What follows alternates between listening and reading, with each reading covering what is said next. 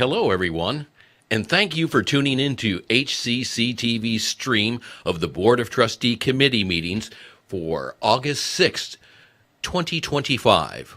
The meetings will begin at 1, so you've got time to relax and do a little bit more work, and we'll be starting shortly.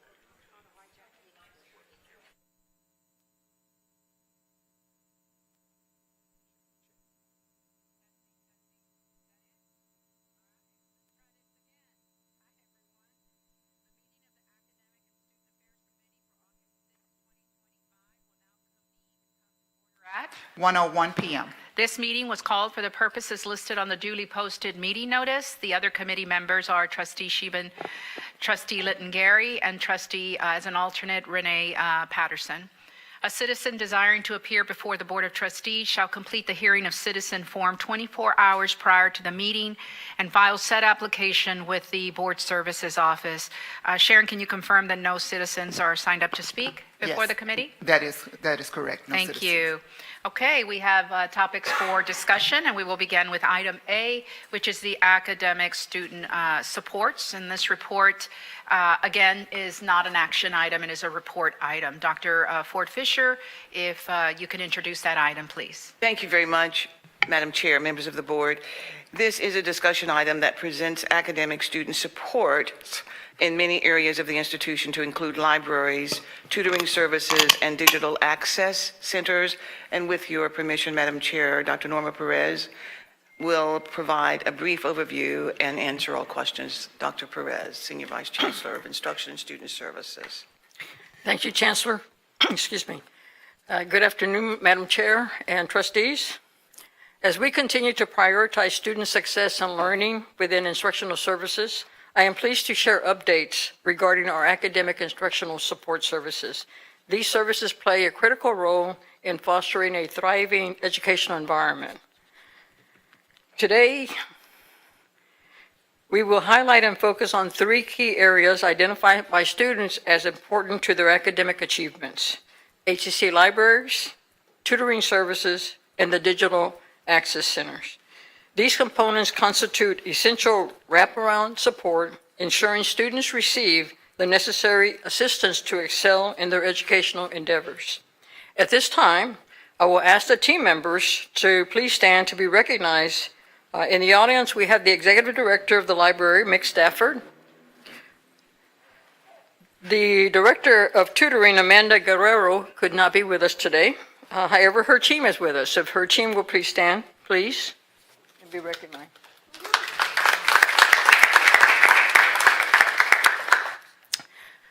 The libraries are key areas for our students and community members to congregate and benefit from the resources afforded to all stakeholders. In addition to providing affordable, in addition to providing a student-oriented space for students to do work in the libraries, we also provide services to support the classroom. Library services are keen on assessing data, and this is evident in the increased number of library webpage views and database downloads. Both library web views and database downloads are up from the previous academic year, as you can tell by this slide. The librarians are instrumental in providing library instruction where they hold interactive learning sessions to help students learn how to use the library resources, how to cite appropriately, and to help with any research questions. Additionally, the team understands the value of continuous improvement. The team has effectively created an interactive chat box and are intentionally increasing their understanding of artificial intelligence. To further their quest for continuous improvement, the library will implement a new library management system that was approved by the board a while back that will improve the student's user interface and will continue to review library survey results and make any changes warranted from the library survey. Tutoring is also experiencing significant increases in visits, tutoring sessions, and tutoring hours. The success rates of these students, of those students who attend tutoring, are generally higher than those students who do not. Math results are interesting. We are actually encouraged by the numbers because we believe that the math students attending these sessions are those who really need the assistance. We have been able to help many students be successful. As you might suspect, students need more help in English and mathematics courses. Dr. Pettis, I can't see the bottom, but what is your source for this data? The tutoring, the source is the tutoring academic database that they have. And then how do we come up with these numbers in that database? Like, are these tests that they take? Are they, what is this? What is the instrument? It's the results of their the students who took these, the students who were in tutoring, and these are the results of the courses that they were enrolled in at the time. Okay. All right? I'd like that. I mean, the important part here for me, as the chair of this committee is, and I'm sure for my members, is, okay, the source of the data and, you know, yeah, what we're looking at here in terms of numbers. Dr. Burridge? So the tutoring center keeps very robust records about which students are receiving tutoring and for which courses. So what we do is we take the records from the tutoring center that says a particular student received tutoring for this course, and then we connect it to the grade information at the end of the semester. Since we know which students received tutoring and which students did not, we're able to compare those two groups to see how each group performed at the end of the semester.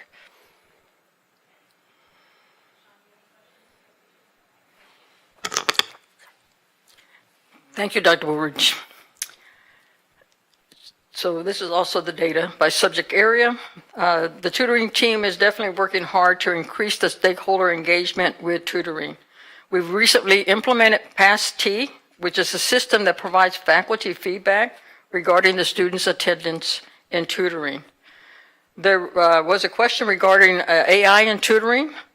Tutors are currently using Wolfram Alpha in tutoring sessions with students. It has become an excellent learning tool that is used to assist the students with math, especially Calculus 1, 2, and 3. And students can use it to check their answers, gain a deeper insight into the mathematical methods, and so forth.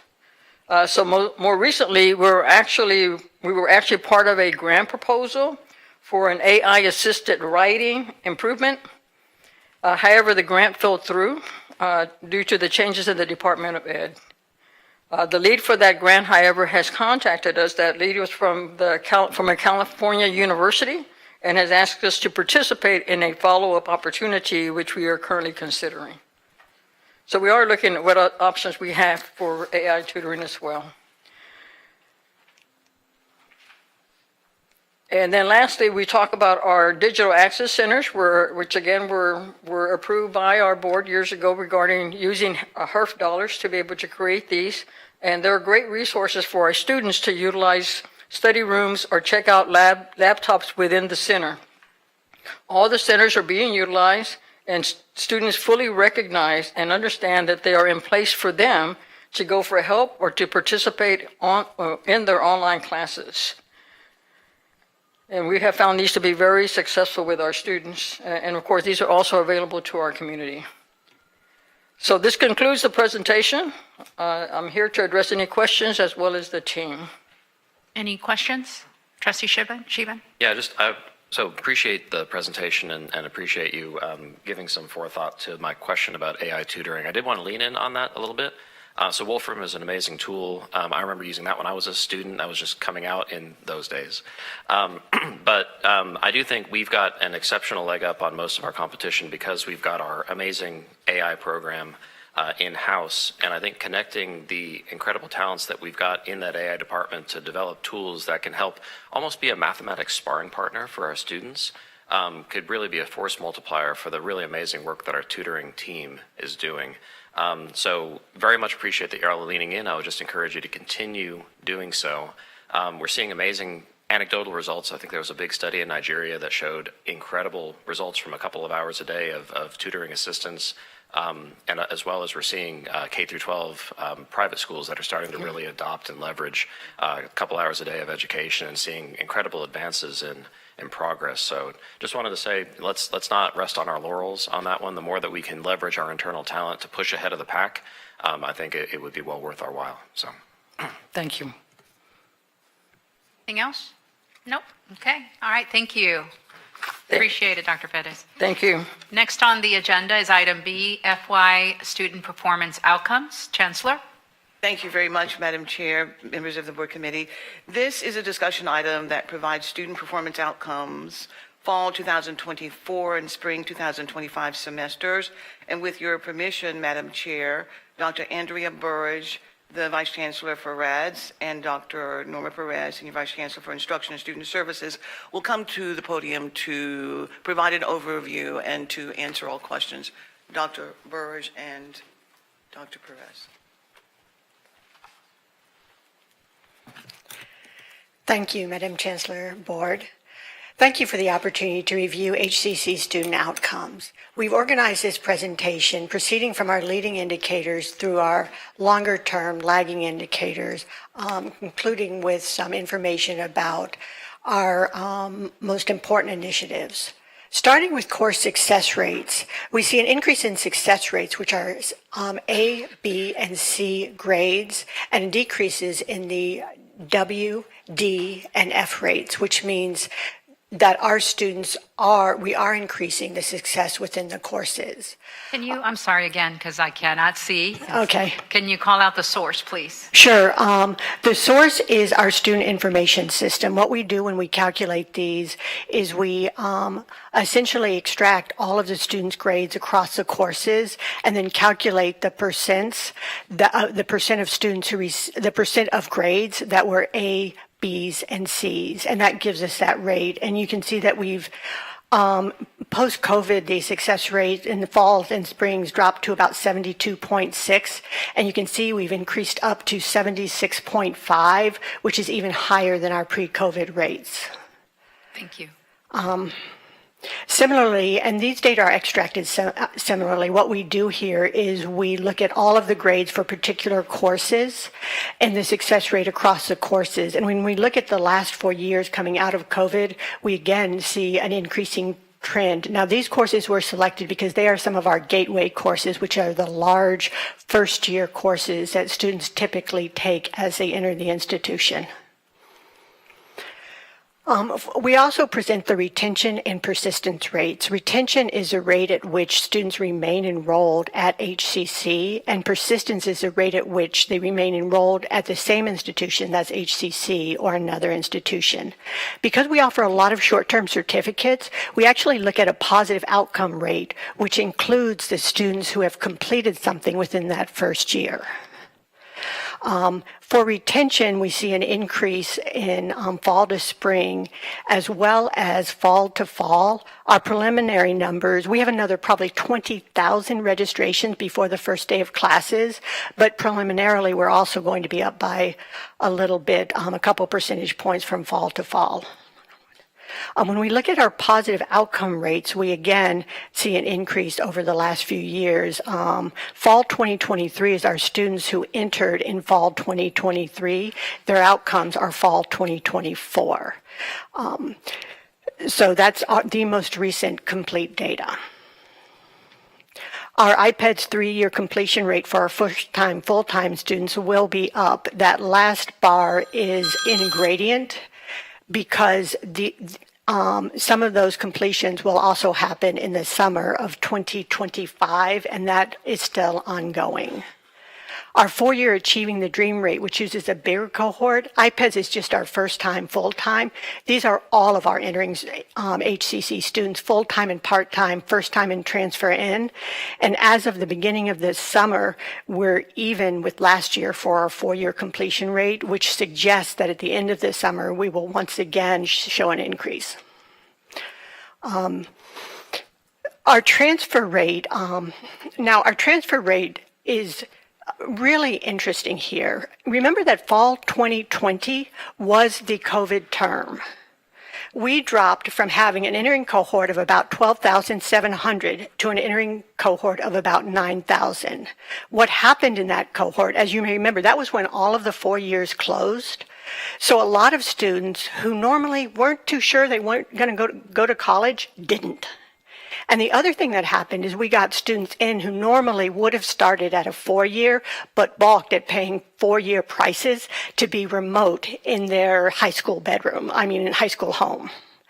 So we think that the fall 2020 rate was all the way to 34%, reflecting some of that difference. What's really heartening is that even though the summer 2025 transfers aren't in yet, we see an increase over the fall 2019 data. So we still see that increasing pattern overall over the years.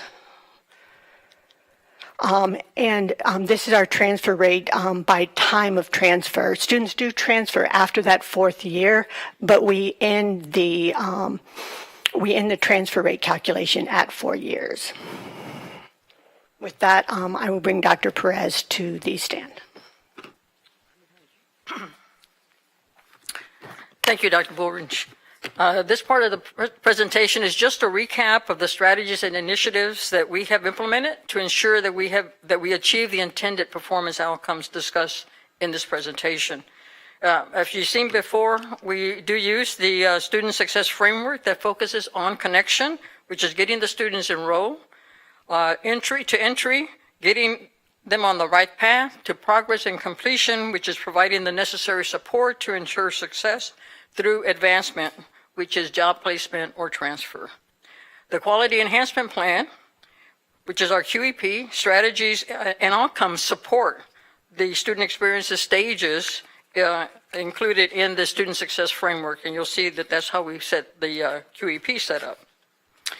You also heard about the three major general strategies: the Caring Campus for faculty and staff, the Talent Strong Texas Pathways. HCC will participate again this year, and our focus for this year will be on transfer. What is it that we can do to enhance transfer of our students? And then, of course, we continue to do proactive advising. One of the things that we've added, of course, for the academic advising has been the virtual support services, which is made available to students from all of the 7 colleges, where they can receive information regarding admissions, enrollment, advising, and other support services without having to go to a campus. They are able to receive real-time support from our staff in person or virtually. The other thing that we created was that webpage, which you've seen before, where information on college payment options have all been consolidated into this one page, making it easier for students to understand what are their payment options that are available to them. There's been more focus, and of course, these are the types of financial aid that we have as well. There's also been more focus on addressing retention by ensuring that all students have an assigned advisor. This includes the advising touch points on slide 20. The goal is to ensure that students are advised at designated touch points during their journey at HCC. Your approval of the advising platform will assist in tracking our students from entry to completion. The advising platform will provide up-to-date and accurate data on tracking our progress with the advisement of our students, as well as where they are in their chosen pathway. Lastly, these are the hours, or these are our touch point of where number of hours that students have accumulated that we have to ensure that they have, in fact, consulted with an advisor. And then lastly, there is extensive ongoing training of the student services staff as well as the faculty. Special focus has been on behaviors that show our students that HCC cares both outside the classroom as well as inside the classroom. This concludes the presentation. Thank you. Thank you. Thank you, Chancellor. Thank you, Dr. Perez, Dr. Burgess. Any questions? Trustee Sheehan? Yeah, I think I've got one request, and then I wanted to talk about the transfer data a little bit. Request is, and the transfer data illustrates this really well. Every time we talk about data like this, and I know it's not fun to put big data tables in board presentations, but it would be really helpful to have the full benchmarking data set so that we can understand better the context of these numbers. Can you repeat that, Trustee Sheehan? It would be very helpful to have the full benchmarking data set that's available to us. That's part of these, that goes along with these numbers. And that transfer data, I think, is a great example that if that 34% jump, which y'all remember I was incredibly and still am incredibly excited about, because that goes from middle of the pack to leading the pack in terms of performance.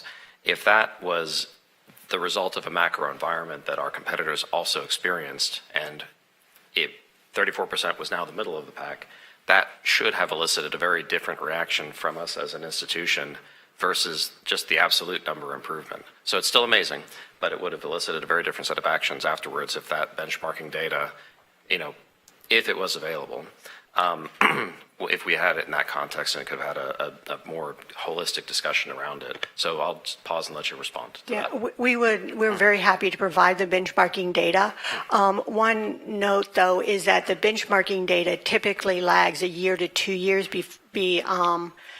behind what we present here. So we're just starting to get in that first transfer data, those first transfer data points, and we'll probably have them, knock on wood, later this academic year. So we don't have an update to the prior benchmarking data we've given to you at this time, but we'll definitely keep that in mind and provide what we have with these reports in the future. Okay, thank you for that. I think that the second item I wanted to dig into, and I know Dr. Perez, you did talk a bit about the interventions that are planned to focus on that transfer rate. But I think for folks that are looking at the data, this data was very likely eye-opening to folks that, this is a big, upward change in performance and a very key metric for HCC. I think my fear here is that if you see a big upward change in the data and then a big downward, people say, flash in the pan.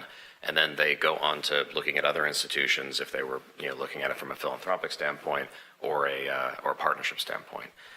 So just really wanted to key in here, like how critical it is for us to focus on that. So understanding there's going to be a bit of a dip because of the macro environment, but focusing in on how we can minimize and mitigate and then use that as a strength to show that this is one point in the trend in really exemplary performance versus just one blip from a COVID environment, and it kind of goes back to the normal trend line. So wanted to give another opportunity again to how can we really hunker down and make sure that students are supported and that our staff and faculty are supported to ensure that any kind of dip from 34%, that's the temporary phenomenon versus the 34% itself being the temporary phenomenon.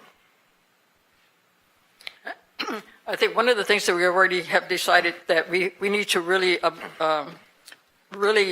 integrate into the advising initially when students come in is to talk about transfer.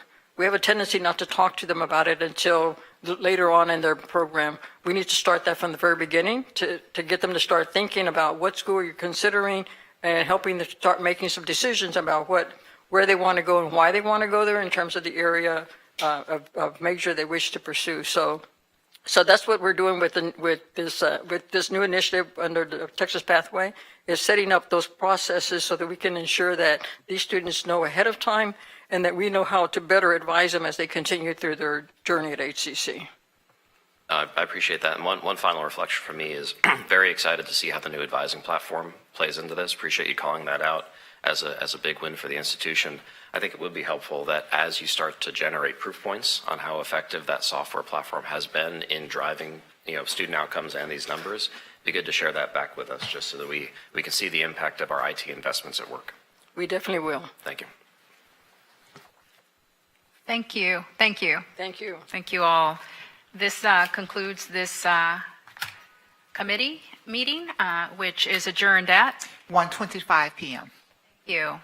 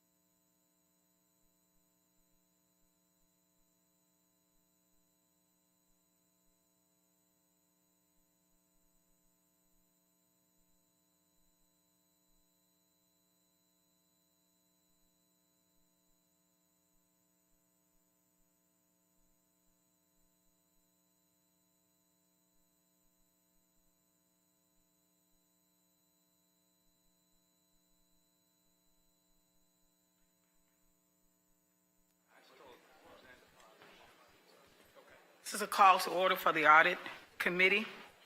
The meeting of the Audit Committee for August 6, 2025 will now come to order at. 1:30 PM. This meeting was called for the purposes listed on the duly posted meeting notice.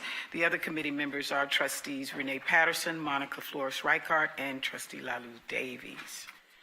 Opportunity for public comments. A citizen desiring to appear before the Board of Trustees shall complete the hearing of citizen form 24 hours prior to meeting and file said application with the Board Services Office. There are no citizens who signed up to speak before the Audit Committee today. We will now discuss item A, Internal Audit Status Report. This is a report item. No action is required. Chancellor Ford Fisher will introduce the item. Thank you very much, Madam Chair, members of the Board Committee.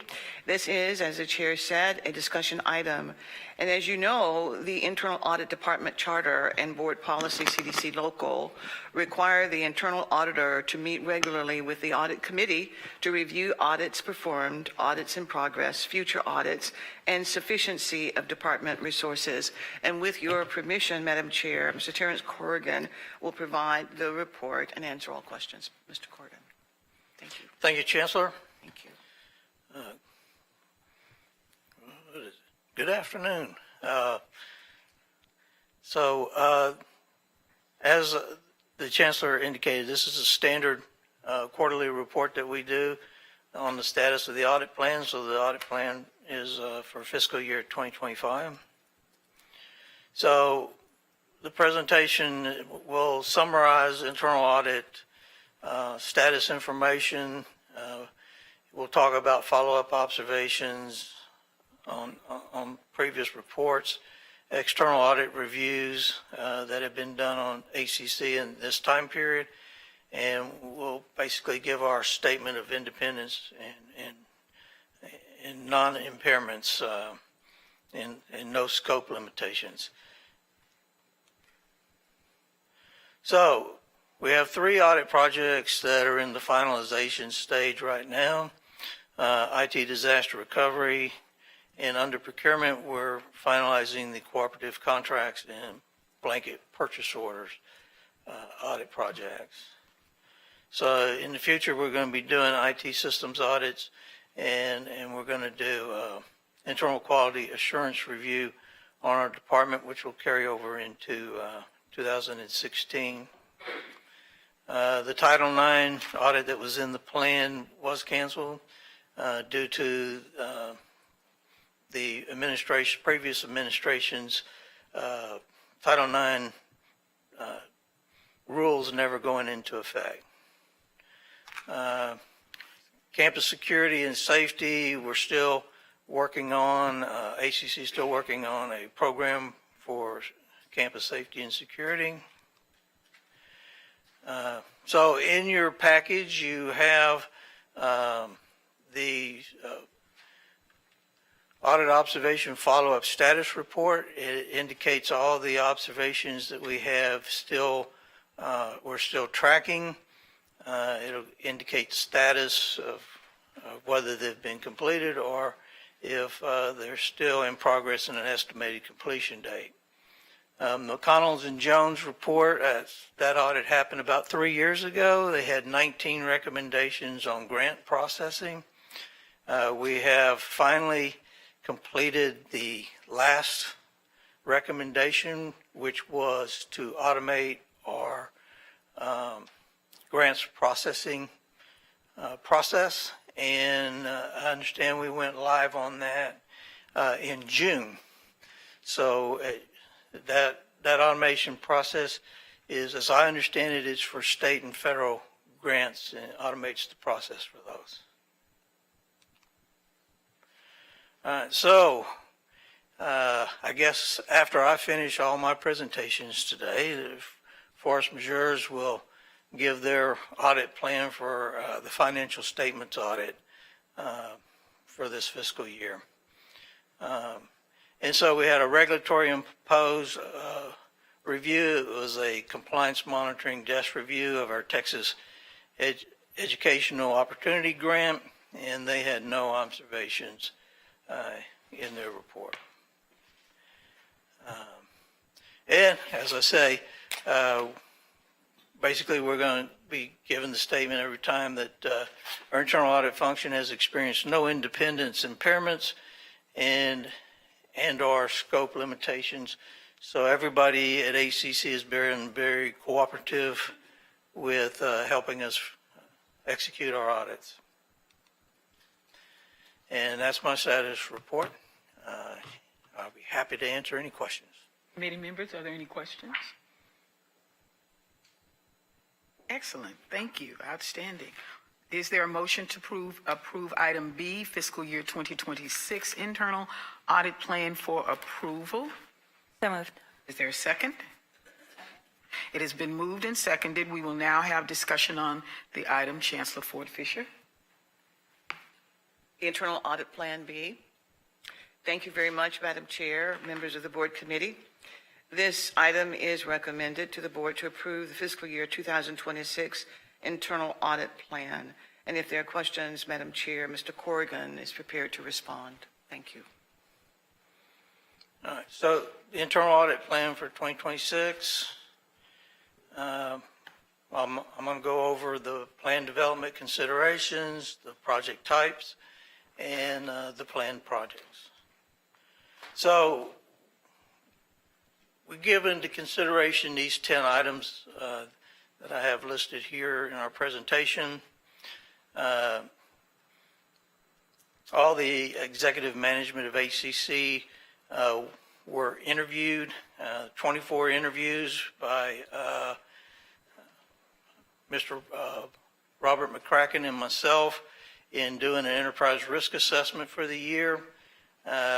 Basically, our tool that we use to analyze risk has 239 risks in it, and then we try to narrow it down to the top risks that we consider, and that's what we try to focus on in developing our audit plan. So we consider all these things, whatever use of external consultants we use, external audits, and then we have organizations that do top 10 educational risks that we can look at, and then we want to comply with the Institute of Internal Auditors International Professional Practice Framework. We also take into consideration what the Texas Internal Auditing Act requires us to do an internal audit. And then we try to align our plan with HCC strategic priorities. And so the plan is attached in your package that we're asking you to approve.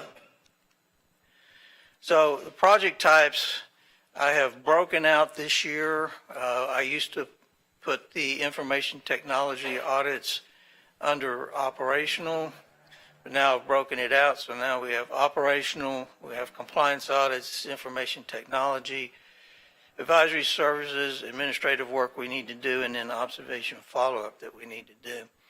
A lot of times the operational, compliance, and information technology end up being hybrid audits that we look at all three. So under operational,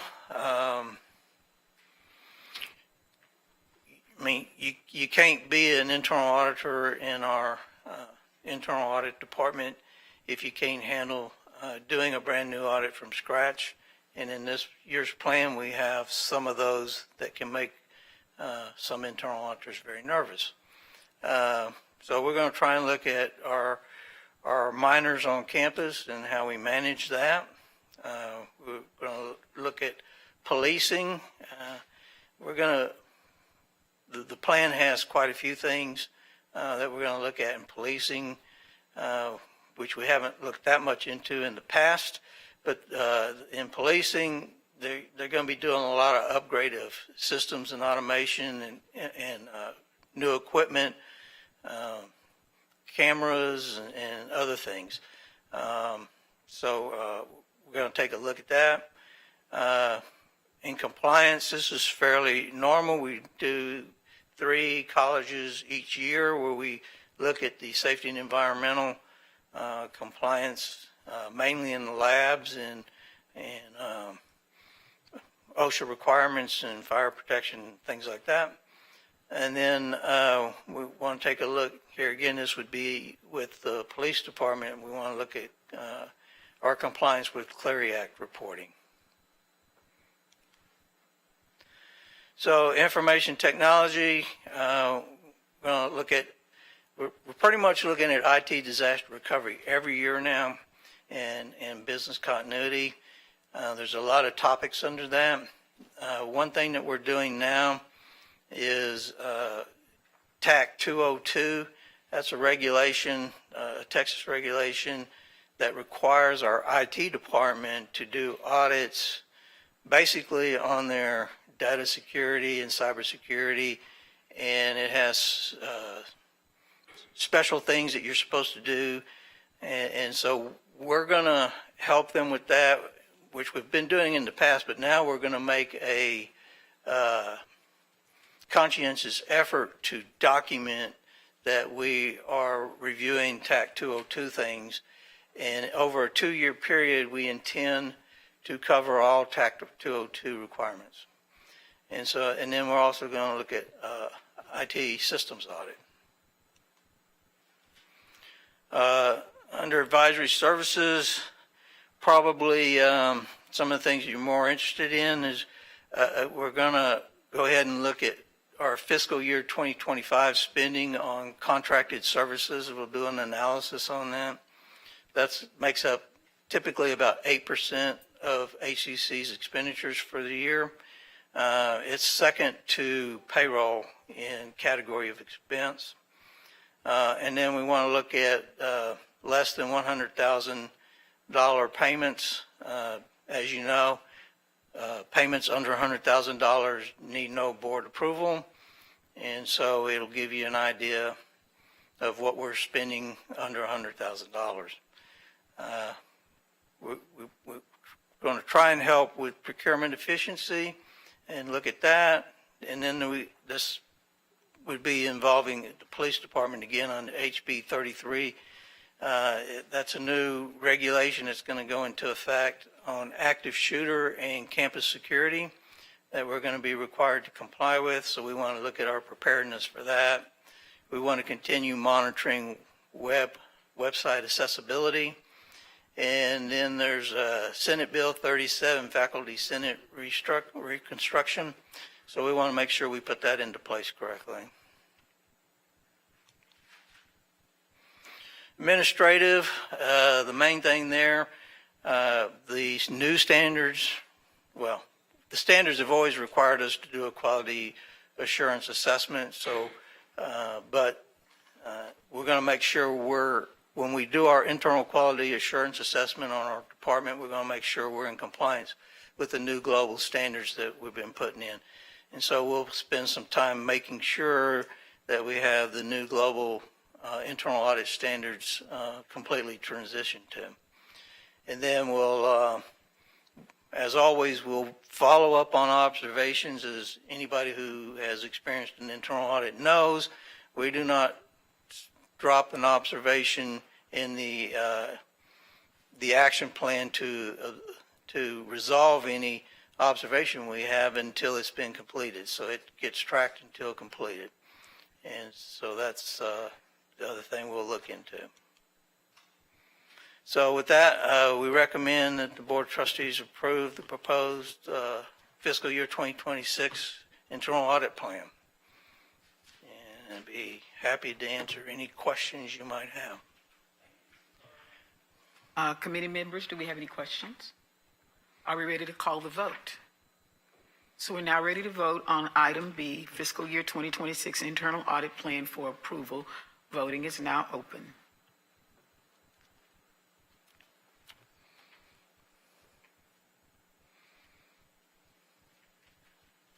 Voting has concluded. The motion passed with a vote of 3-0. Excellent. Thank you, Mr. Corrigan. Item C, we will now move to item C, the internal audit strategic plan. So, Mr. Corrigan, you still don't get to move. This is a report item. No action is required. Dr. Ford Fisher will introduce the item. Thank you, Madam Chair, members of the Board Committee. This item provides the Chief Audit Executive's required periodic review of the internal audit strategic plan. And with your permission, Madam Chair, Mr. Corrigan will provide an overview and answer all questions. Mr. Corrigan. Thank you, Chancellor. So, as you're probably aware, I've been talking about it all last year. We have the new global internal audit standards that came out and went into effect in January of 2025. Under the new standards, it makes it mandatory that an internal audit department have a strategic plan, and it makes it mandatory that the internal audit department discuss that plan and review that plan with the audit committee and with management. And the main things that are required to be in that plan is what the vision of the internal audit department is, the strategic objectives of the department, and the supporting initiatives to help achieve those objectives. And so the chief audit executive must review the internal audit strategy with the board and senior management periodically. And so it's like it's a living document that can change over time. So what's included in the strategic plan, and I hope you had an opportunity to read through it. So we have an introduction of what the strategic plan is all about. We have a link to internal audit information, which when you click on that link, it should take you to our internal audit webpage. You could learn anything and everything you want to know about HCC's internal audit department there. It has what the internal audit vision is, our methodology for delivering results, and then it talks about alignment with HCC's institutional 10-year priorities. We try to keep those in mind in doing everything we do. And then we have our strategic objectives that we've identified, and then we have our strategic objectives, and then we have our supporting initiatives side by side where you can see what initiatives we're trying to take to achieve our strategic objectives. And that strategic plan is in your package, and like I say, I hope you had an opportunity to look through it. And with that, I'd be glad to answer any questions you have about our strategic plan. Thank you, Mr. Corrigan. Committee members, do we have any questions?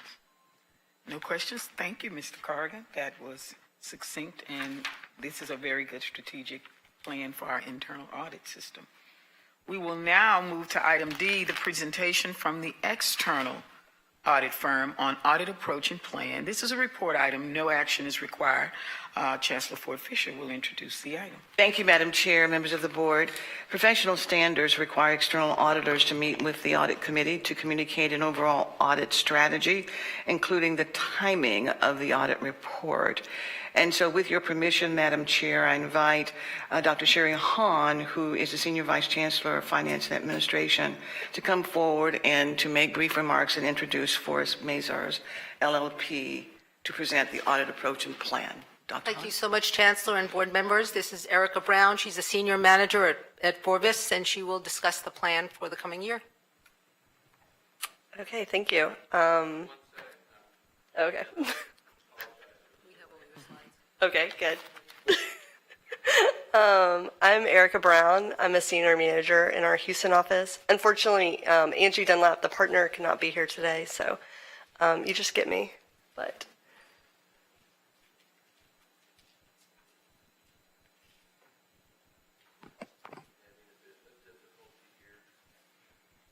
no problem.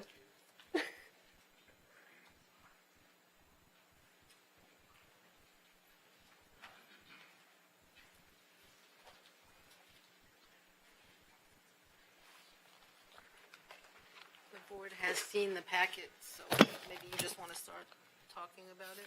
Sure. Yes, and we went through this in detail with the board chair last week as well. So, but if you have any questions, you can just let me know.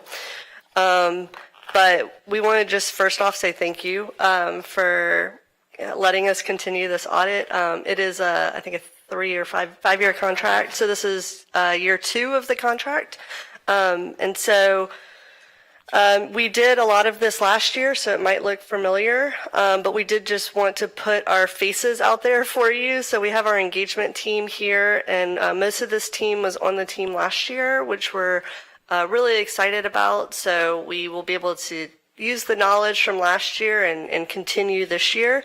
And so the thing that we're really going to talk about today is really just the scope of our audit, and that includes the audit of the ACFR, which is the Annual Comprehensive Financial Report of the college. It is that very large packet that you get in December, and there's a lot of information in there. We will audit most of that information. There are a few schedules in there that we consider not audited. We do read them just to make sure that the information in there does not say anything that would contradict what is in the audited information. We also do our single audit, which is what we are doing right now. And so we do a federal single audit, and that is in accordance with uniform guidance. And then we also do a state single audit, and that is in accordance with Texas grant management standards. So this year we will be looking at the student financial aid cluster for federal. And this is as of right now, unless something changes, I guess, through the end of the month, we could look at more, but we'll be looking, or are already looking at the SFA cluster. And then we look at the TEOG program for the state side, which is also where most of y'all's state money comes from. So it's a very large chunk. And so we do those in accordance with GAS and GAGAS, as well as the uniform guidance and the Texas grant management standards, as I mentioned. I did mention that there's other information in those financial statements, and we do not do those. You want to take that? No, please go ahead. Okay. So our planned audit timing, as I mentioned, we've already started. So we did planning about 2 weeks ago. And then last week and then this week, we have been doing our interim financial statement, our interim testing. That has mainly been that single audit. And so we were on site last week, and then this week we were here on Monday and Tuesday. We will come back in October. So basically the whole month of October, we'll be doing our final test work with the goal to finish everything, get the ACFR to a great place before Thanksgiving. And then we will be back here around December 3rd, whatever that meeting is. And then the ACFR has to be submitted to the coordinating board by January 1st. But y'all are not here on January 1st. So we always we get that out before they leave for Christmas, which is about December 18th. And we don't have any reasons to think that we won't be able to meet any of these timelines. Our planned audit scope, I'm not going to really go into this slide. This is just a lot of words for you to read. But I do want to just mention the risk areas. So we do always look at management override of controls. We mainly do that through our journal entry testing. We also have fraud meetings with a bunch of people at HCC, and we have been doing those the past couple of weeks, just asking them if they are aware of anything. We also look at the improper revenue recognition. So tuition revenue at the college is kind of the biggest chunk of revenue y'all have, so we do procedures around that. We do also look at the grant revenues, things like state appropriations and the tax revenues. There's not as much of a risk, but we do procedures on those as well. And then there's that non-compliance risk that I already mentioned. We do just like to let y'all know that we do use a third party, so that is Harvest Investments. They help us with our investment fair value testing. So we send HCC's investment portfolio to Harvest, and they use a different valuation source, and we compare it to what HCC is using just to make sure it's reasonable. We've never had any issues with it. And we do also like to point out that the foundation is audited by other auditors. So our opinion, you will notice that there's a paragraph that just notes that the foundation is not included in our audit. And then kind of the final big thing this year is that there's a new accounting standard. Well, there's two actually, but GASB 102 is really more of a disclosure only type thing that won't really affect the college. But GASB 101, so that's going to be compensated absences. Compensated absence liability has always been on the college's ACFR.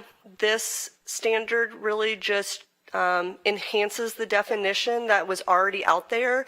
It clarifies what should be in there, and it also ensures that what they call salary-related payments are included on there as well, which would be any type of payroll tax that you're having to pay. I know Sherry and her team are looking at this standard right now. It will probably increase the liability a little bit, but I don't expect it to have that big of an impact on the college. The college also already had a compensated absence disclosure, so this really won't affect that disclosure either. And then we do always we asked Trustee Van Dibble-Stallworth last week, but we always like to just put it out there as well. If y'all are aware of any fraud or non-compliance, you can say right now if you want, but you can always just reach out to us if you're aware of anything as well. Based on the calls that we've had so far, nobody has told us anything, so that's great. And the last slide is just a link to our quality report if that's something you wanted to look at. And I think maybe it's not in here. But yes, so if y'all have any, but if y'all have any questions, I can answer them now, or you can always email us as well. Committee members, do we have any questions? I want to take a moment and commend Sherry Hahn's team and Forvis Mavizars. We had a very, very robust conversation. We resolved a lot of issues that looked a little bit muddy, and we got those things taken care of, and we are very, very satisfied with this standard and what we'll do. And from what I understand, we are rolling that time clock back to December 3rd, which is a few months ahead of what we did last year, correct? No, we issued last year in December as well. December, so we started last year much later. Last year we're pushing fieldwork up a week to hopefully really get into Thanksgiving done. So everyone can enjoy their holiday. So thank you all for that, because that was really robust work and it is greatly appreciated. So if there are no more questions, we'll move on to item E, the report on quarterly control and compliance attestation. There's no action required on this item, and we will hear from Chancellor Ford Fisher concerning the item. Chancellor. Thank you very much, Madam Chair, members of the Board Committee. This is a discussion item that presents a report on the quarterly control and compliance attestation. And if there are questions, Madam Chair, with your permission, I invite Dr. Montgomery, who's the Interim General Counsel, to come to the podium to provide an overview and respond to questions. Dr. Montgomery. Good afternoon, Madam Chair, Trustees, Chancellor. Before you is the quarterly attestation for the period March 1st, 2025 through May 31st, 2025. We received one attestation for report to the board regarding the current mitigation plan that we would like to report in closed session of the special meeting. So we will hold that until we go to the special meeting, and when we adjourn, we will actually address that issue. Yes, we will address it in special meeting. Perfect. Okay, so there's no current adjournment to close our executive session. We will take that into consideration when we have the special session, closed session meeting. So there are no more items on the agenda. And so the audit committee is now adjourned at 1:59 p.m. outstanding.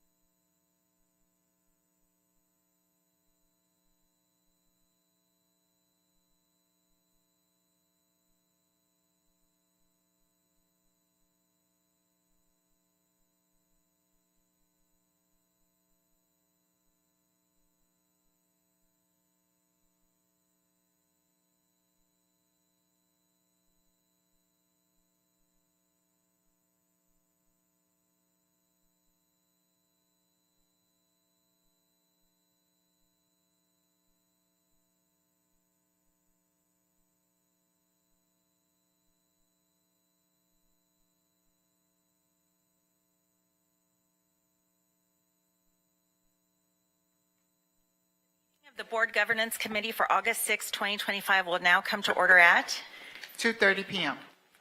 This meeting was called for the purposes listed on the duly posted meeting notice. The other committee members are Trustee Sean Cheban, Trustee Dave Wilson, and alternate Trustee Lalu Davies.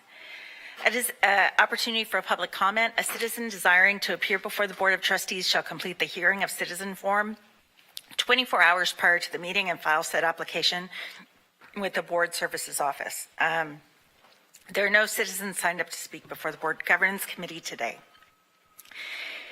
Is there a motion to approve item A, proposed changes to policy FLA local, DGC local, and GD local in compliance with Senate Bill 2972, limiting expressive activities on campus? So moved. Is there a second?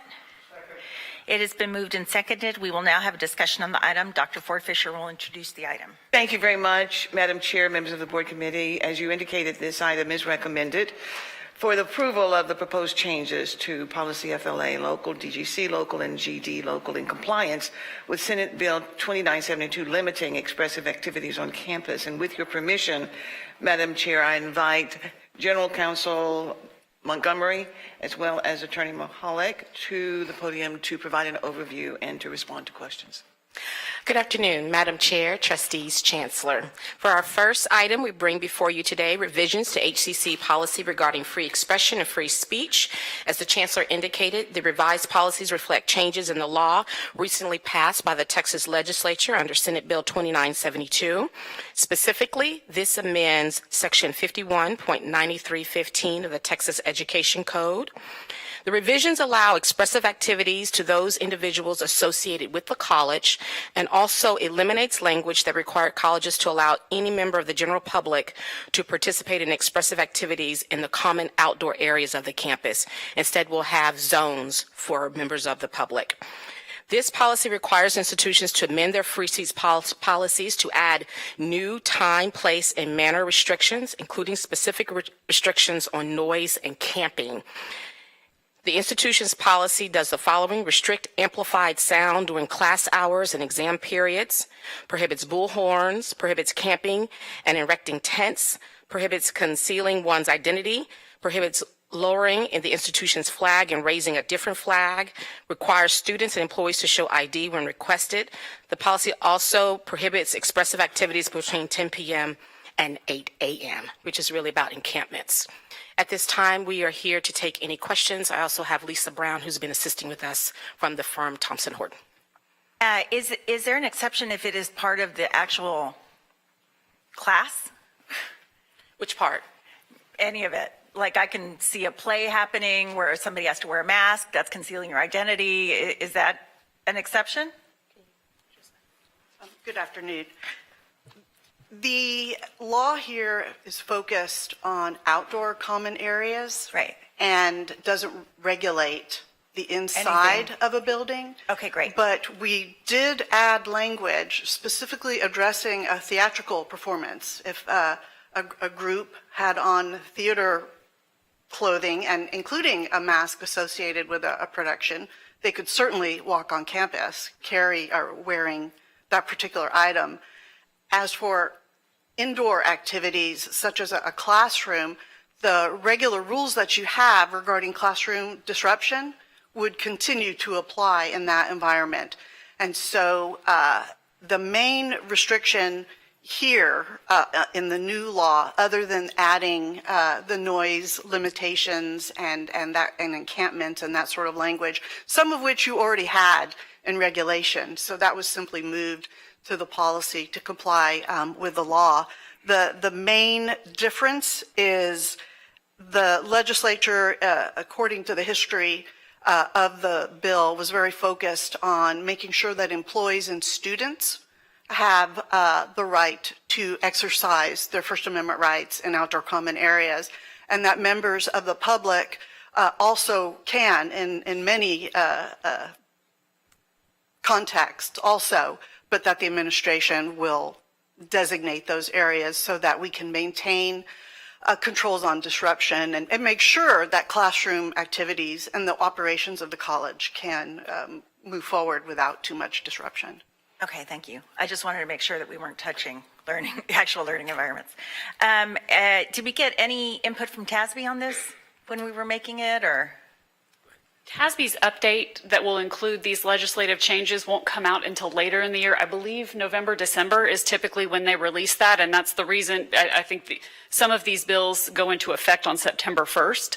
Yeah. And so we were required to make our own revisions. So when we get TASB's revisions, we'll merge those as it's applicable or appropriate. Okay. Because we're paying for TASB's.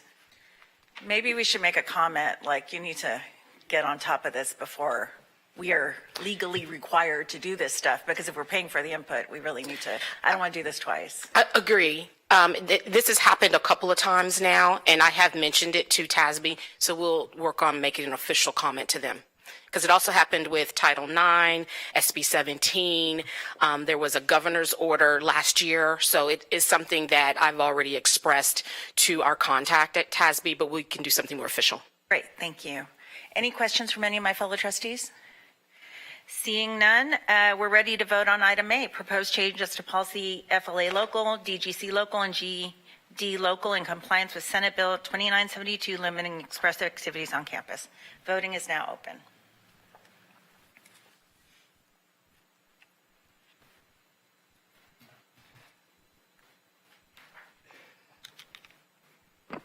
Voting has concluded. The motion passed with a vote of 3-0. Thank you. Is there a motion to approve item B, proposed changes to CDC local accounting audits? So moved. Is there a second? Second. It has been moved and seconded. We will now have discussion on the item. Dr. Ford Fisher will introduce it. Thank you very much, Madam Chair, members of the board. This is an item recommended for board approval of proposed changes to CDC local accounting audits. And with your permission, Madam Chair, Dr. Nicole Montgomery and our General Counsel will respond to questions along with Board Counsel Hollick and Internal Audit Executive Corrigan. Yes, thank you, Chancellor. This policy is revised to the reference regarding the Internal Audit Department Charter. You may recall that at the board meeting on April 16th, the board adopted a new Internal Audit Department Charter. Going forward, the policy will always align with the Internal Audit Department Charter, as may be revised from time to time by the full board. We're here to answer any questions. Questions from any of my fellow trustees? Seeing none, we are now ready to vote on item B, proposed changes to CDC local accounting audits. Voting is now open.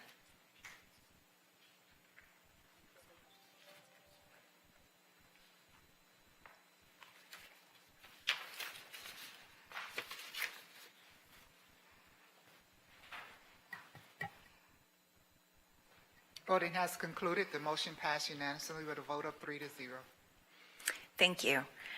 Is there a motion to approve item C, approve rescission of policy DGD local and DHBB local? So moved. Is there a second? Second. It has been moved and seconded. We will now have a discussion on the item. Dr. Nicole Montgomery, General Counsel, and Dr. Melissa Mahalik, Board Counsel, will provide the overview. Yes. For item C, we bring two policy rescissions. With the approval of this action, DGD local and DHBB local will be removed from the HCC's policy manual. Also, this will allow the college to host our local policies on the TASB Framework Policy website, which allows for more searchability capabilities for not only ourselves, but also the community, and web accessibility. In your materials, we show the language in the two policies as duplicative of the language that's already there in existing policies, so that you can see very clearly that this language and all of its requirements are already captured. We'll take any questions. Any questions from any of my fellow trustees?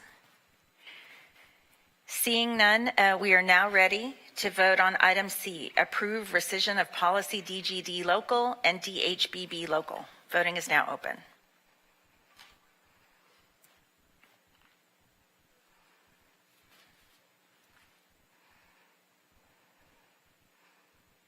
The motion passed with a vote of 3-0. Thank you. Is there a motion to approve item D, faculty Senate establishment under Senate Bill 37, and approve BGC Local. So moved. Is there a second? It has been moved and seconded. We will now have a discussion on the item. Board Counsel Melissa Mulholland will provide the overview. I'll start, Trustee. Okay, that's fine with me. We bring before you revised policy DGC Local for your approval that, once approved, will be used to establish the Faculty Senate after final approval by the board at the August 20th, 2025 regular meeting. The board policy is in compliance with SB 37. Specifically, I would like to highlight the following. The Faculty Senate is solely advisory and does not have any final decision-making authority on any matter. The Faculty Senate is prohibited from issuing any statement or publishing any report using the college district resources, trademarks, or official seal. The Faculty Senate will consist of 60 representatives and ensures adequate representation of each of the colleges and schools of HCC. And then serving on the Faculty Senate is an additional duty to faculty membership employment and the faculty members are not receiving any compensation or reimbursement for expenses for their role as a member of the Faculty Senate.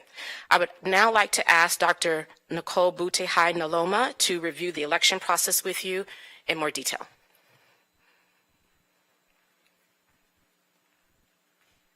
Good afternoon, everyone. So as you know, we had already held our elections for this upcoming academic year, and in light of this, we did have to go back and change our bylaws, our standing rules, and how we were going to go forward.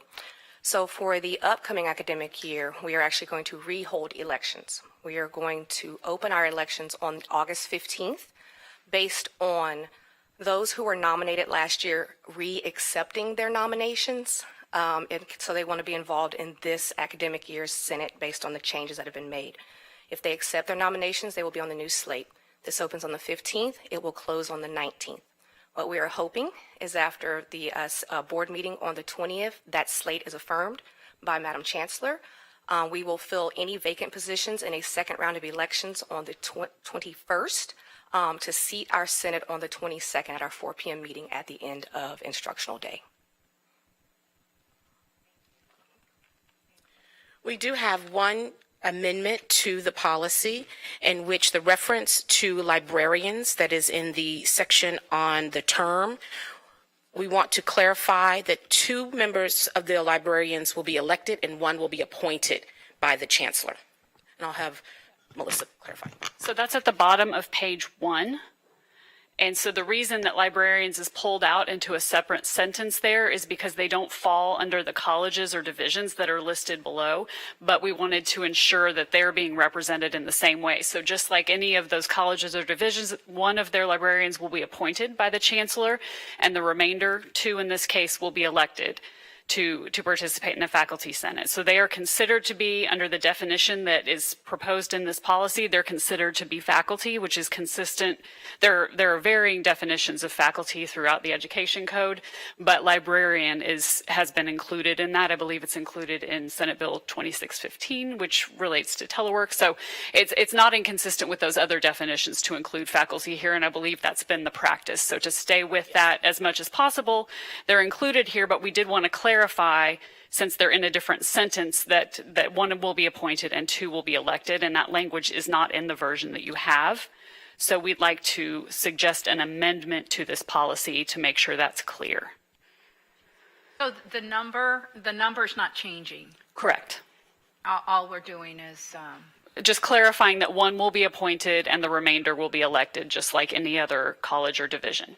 was it like that before, 1 appointed, or is that what statute That's now what the statute is now requires. requiring us to do? 1 Correct. appointed and then 2. Correct. Okay. So the statute says, Senate Bill 37 says that each college or division will be represented by at least 2 representatives. 1 will be appointed and the remainder will be elected. So I believe HCC and several other schools have proportionate representation. So those larger schools may have more than 2 representatives. In that case, 1 is appointed and the rest of them are elected. And so this just follows that. Okay, so procedurally, do we need to move to amend and go through Correct. that whole thing? Yes. Okay, let me just ask this question first. I just want to ensure that to the extent possible, we have worked together with the Faculty Senate and we feel as good about this as we can, considering the parameters that we are required to follow by the bill. I know it's not anybody's dream, but because we have these bumpers in place, I want to make sure that we have worked together and feel comfortable with the work we've done with this. Yes, I will speak first and then I'll turn it over. But yes, from the beginning, the task force has had broad representation, not only the district level, but the colleges and also the current faculty senate president and then the incoming presiding officer that we expect once the appointments are made. And we have worked very collaboratively together. And we've also already had meetings where the full faculty have been informed to get their input and their comment. Okay. I'll actually reiterate that. I was very happy with the amount of input and involvement from different facets of the institution in terms of this. I felt like we were all able to have a seat at the table and to really discuss where some of the snags were and where we could kind of meet in the middle on some things. There has been involvement across the whole time. I believe I had a conversation in May with Dr. Ford Fisher, and since then there's been an investment in this and making sure that Senate does exist under the new guidelines, but faculty involvement has been along the whole time. Okay. And I really actually do appreciate that, and I want to say thank you for that. Okay.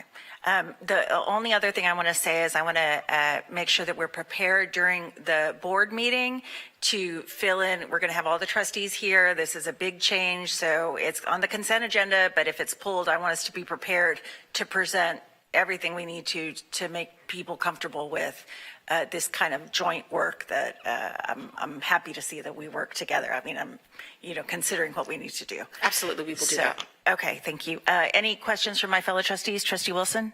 I know this wasn't a creation of the Faculty Senate, and it's something we have to deal with, but as a board member, I would like,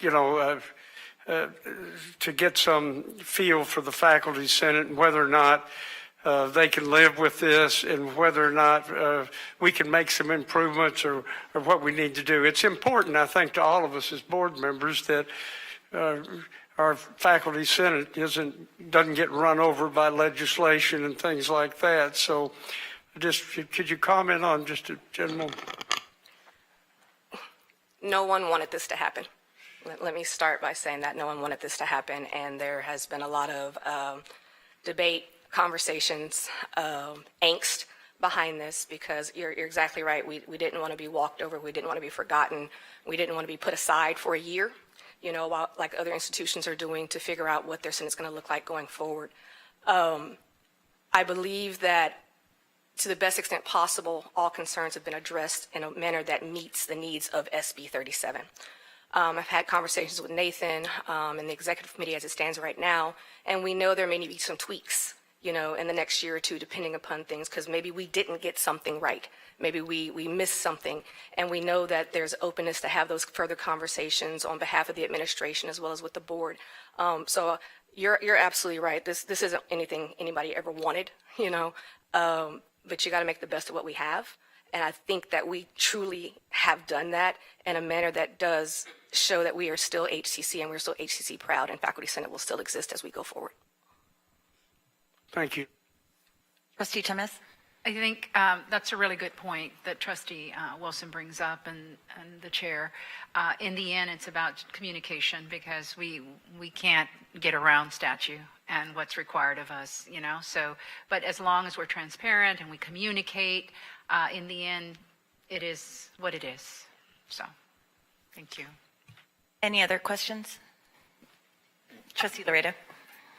Not a question, but just a comment that I want to thank our Board Governance Committee, because they, as soon as we got the notice, they're the ones that decided that we needed to meet as soon as possible and not wait till September.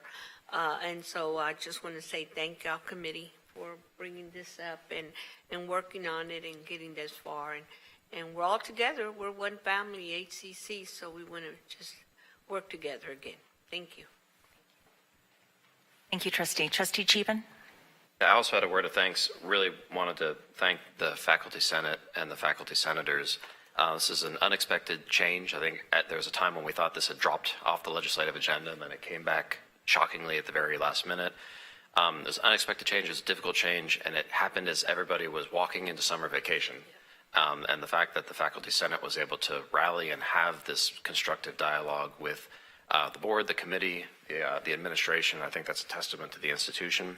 Just really want to say thank you to everybody who put their personal time aside at a time when y'all all desperately needed it after a really tough and productive year to make sure that we got this done before September the 1st. I do have two questions. One, there's like the last paragraph in SB 37 requires that each board affirmatively attest that these changes have been made and that the Faculty Senate as constituted complies with SB 37. Just wanted to understand the timeline of when we're going to be able to do that, just so that we dot all the I's and cross all the T's, and that everyone is on the right side of safe as we go forward into September. Absolutely. And so we are reviewing that requirement. We actually got some input from TAC this morning. And so we've reached out for clarification on that. We'll continue to review that. If it turns out that that is required, that there needs to be a resolution, it will be on the agenda on August 20th. Thank you. Just one board member's opinion. If that's an ambiguous thing, I'd rather veer on the side of maybe acting when we don't have to, just to make sure that we're buttoned up and safe. Understood, and I agree. The second question that I had is, as y'all well know, this is but one of many opportunities that we have, thanks to SB 37, to update our policies. It would be helpful if you could speak to it briefly now, that would be great. If not, we can wait for a future meeting, but an understanding of when those other elements of SB 37 might be coming to the board. Thank you, Trustee. There are other components relevant to SB 37, and we had preliminary discussion, I believe, on Monday with respect to those. And I believe the date was not in front of me. I believe that date is November 2020. What's that date again, Nicole? The effective date. January. It's in November. Go ahead. Let me go ahead. Go ahead. So that is correct. The effective date begins January 1, 2026, and then the plan is to come before the Academic Affairs Committee to do a report item in September.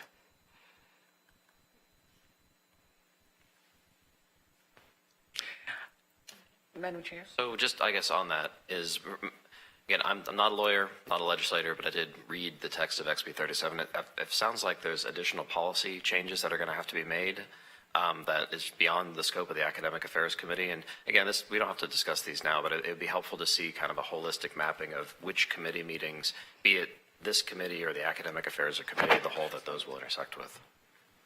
May I respond, please? Yeah, thank you very much. That is a question that we addressed on Monday at the Chancellor's Executive Team meeting.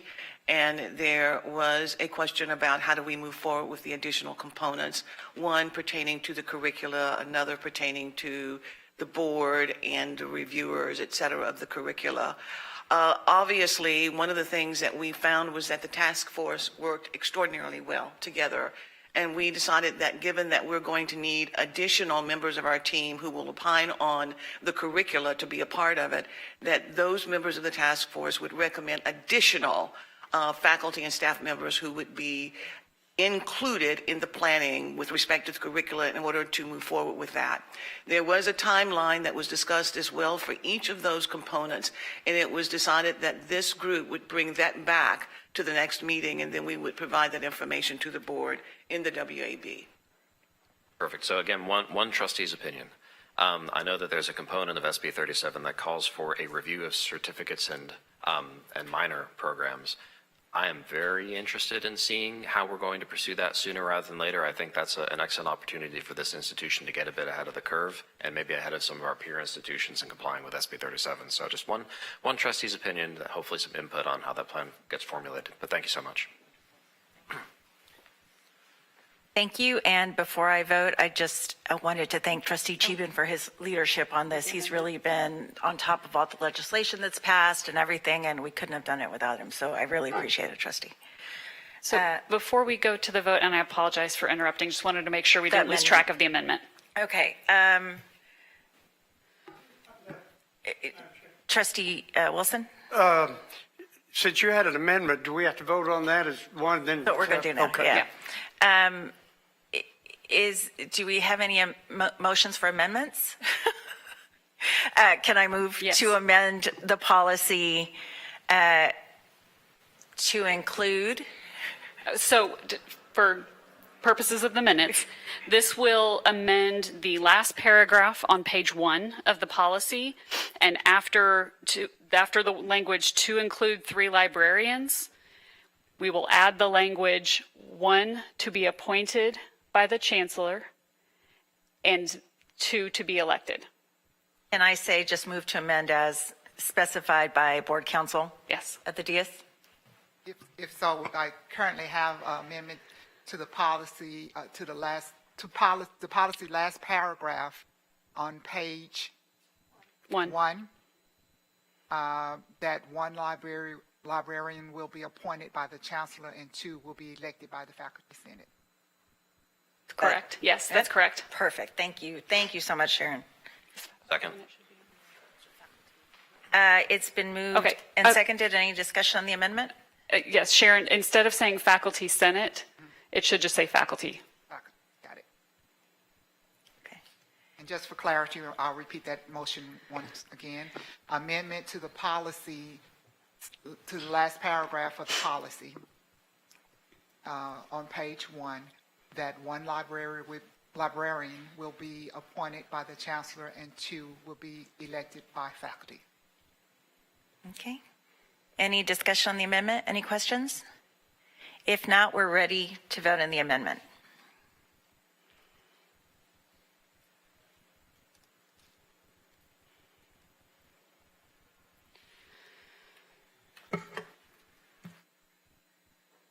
Voting has concluded. The motion passed with a vote of 3-0. We will now vote on item D as amended, Faculty Senate establishment under Senate Bill 37 and approve BGC local. We're now ready to vote on the item.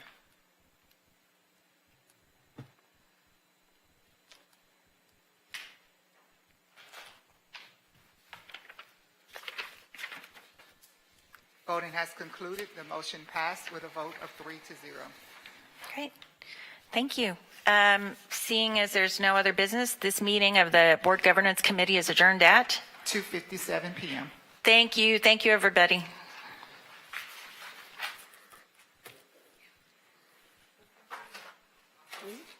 Right on time. 30 minutes.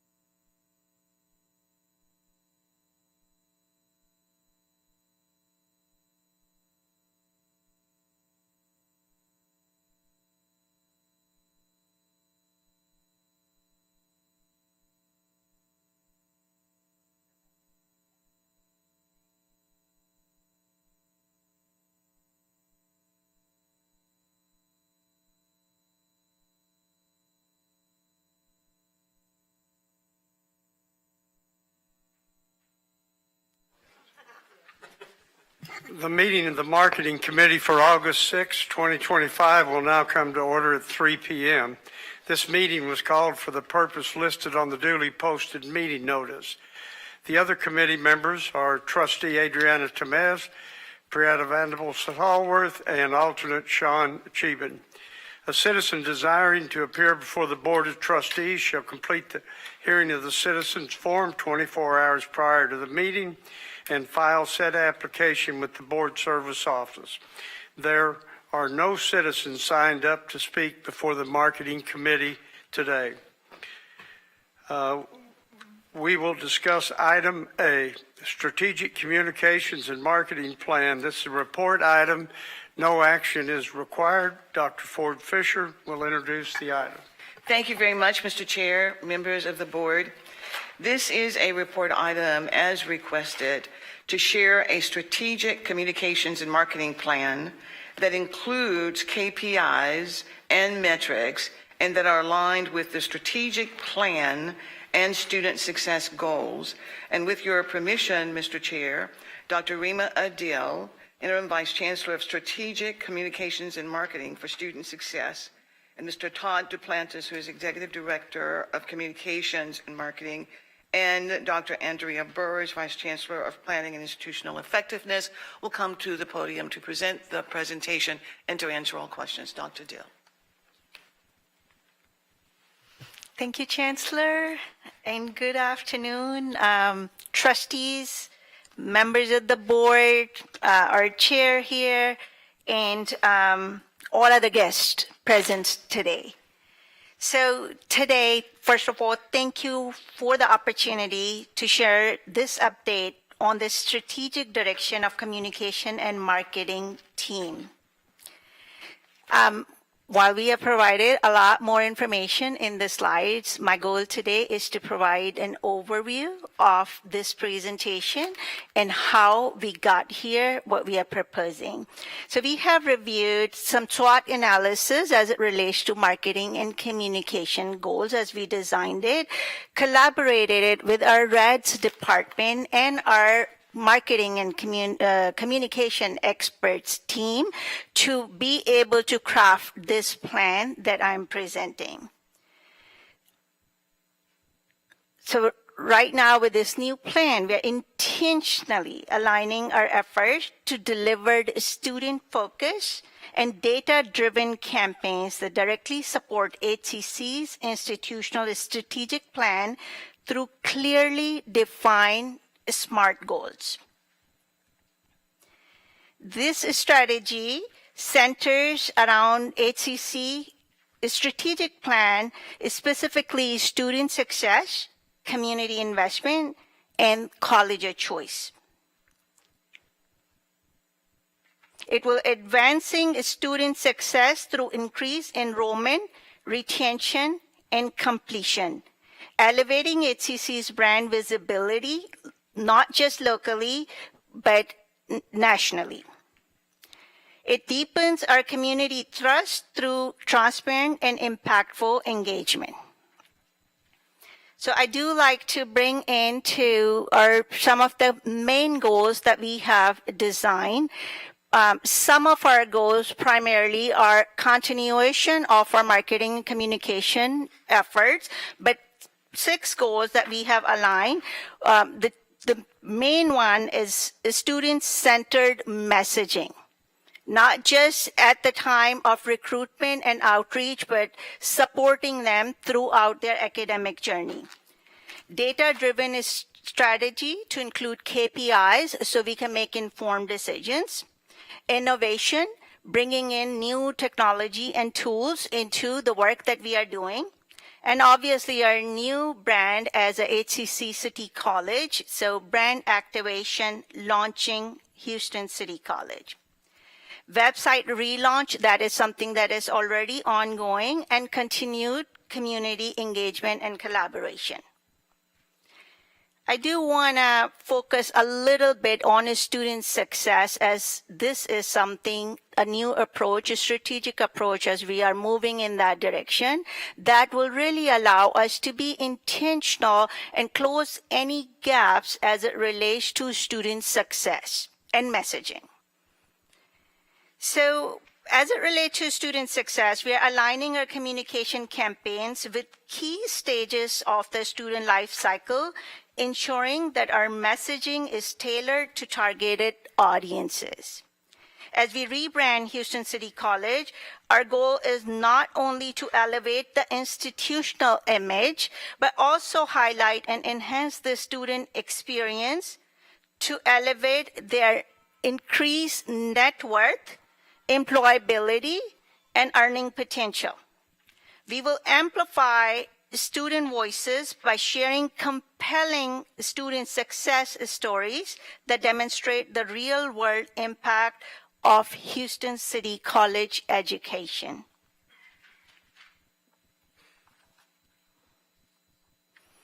I do have a couple of slides that we included here for your review and any question that may as it relates to these slides. The next thing that I want to focus on is the KPIs. So with the help of our institutional research team, we have really defined some KPIs, what we can connected them directly with the student success. So again, continuity of our community outreach efforts as it relates to marketing and communication, but really digging and getting into connecting this data with enrollment outreach, student onboarding, progression completion support, and including alumni engagement. So the KPIs and the data that we have highlighted here, it will provide us with some tools that will offer us campaign success tracking through the engagement matrix, enrollment data, brand sentiment analysis, and partnership growth, ensuring accountability and ROI. This will allow our marketing and communication team to make data-informed, budget-conscious decision, and also to make sure that we are in alignment with best national practices. So overall, this realignment is guided by a strategic approach that leverages emerging trends and data-informed decision-making, enabling stronger alignment with industry standards and more effective resource management. Through targeted outreach, compelling storytelling, segmented audience strategies, and real-time data tracking, the team aims to foster meaningful engagement and support institutional goals. We are confident that this strategic realignment positions HCC communication and marketing function to play a critical role in shaping the college future, enhancing its reputation, and supporting the success of our students and communities. The plan is intended as the foundation of new vision for the communication marketing department. As we realign our efforts, we remain committed to adopting based on market dynamics, community needs, and stakeholder feedbacks. I know that I've not touched everything, but the information as it relates to KPI is on these slides, slide number 16. These are our proposed tracking dashboards. Some other relevant measurable outcomes that our team has been tracking, and we do have a way to track. So we did look at our goals for next year. We also looked at the data that was currently available to us, and we will be tracking this information to look at comparative data, how we are doing. We have also included some pragmatic ads, KPI tracking, how we will be tracking them, from media impressions to paid media, website traffic, number of leads generated, comparative new visits, and click-through rate on program pages.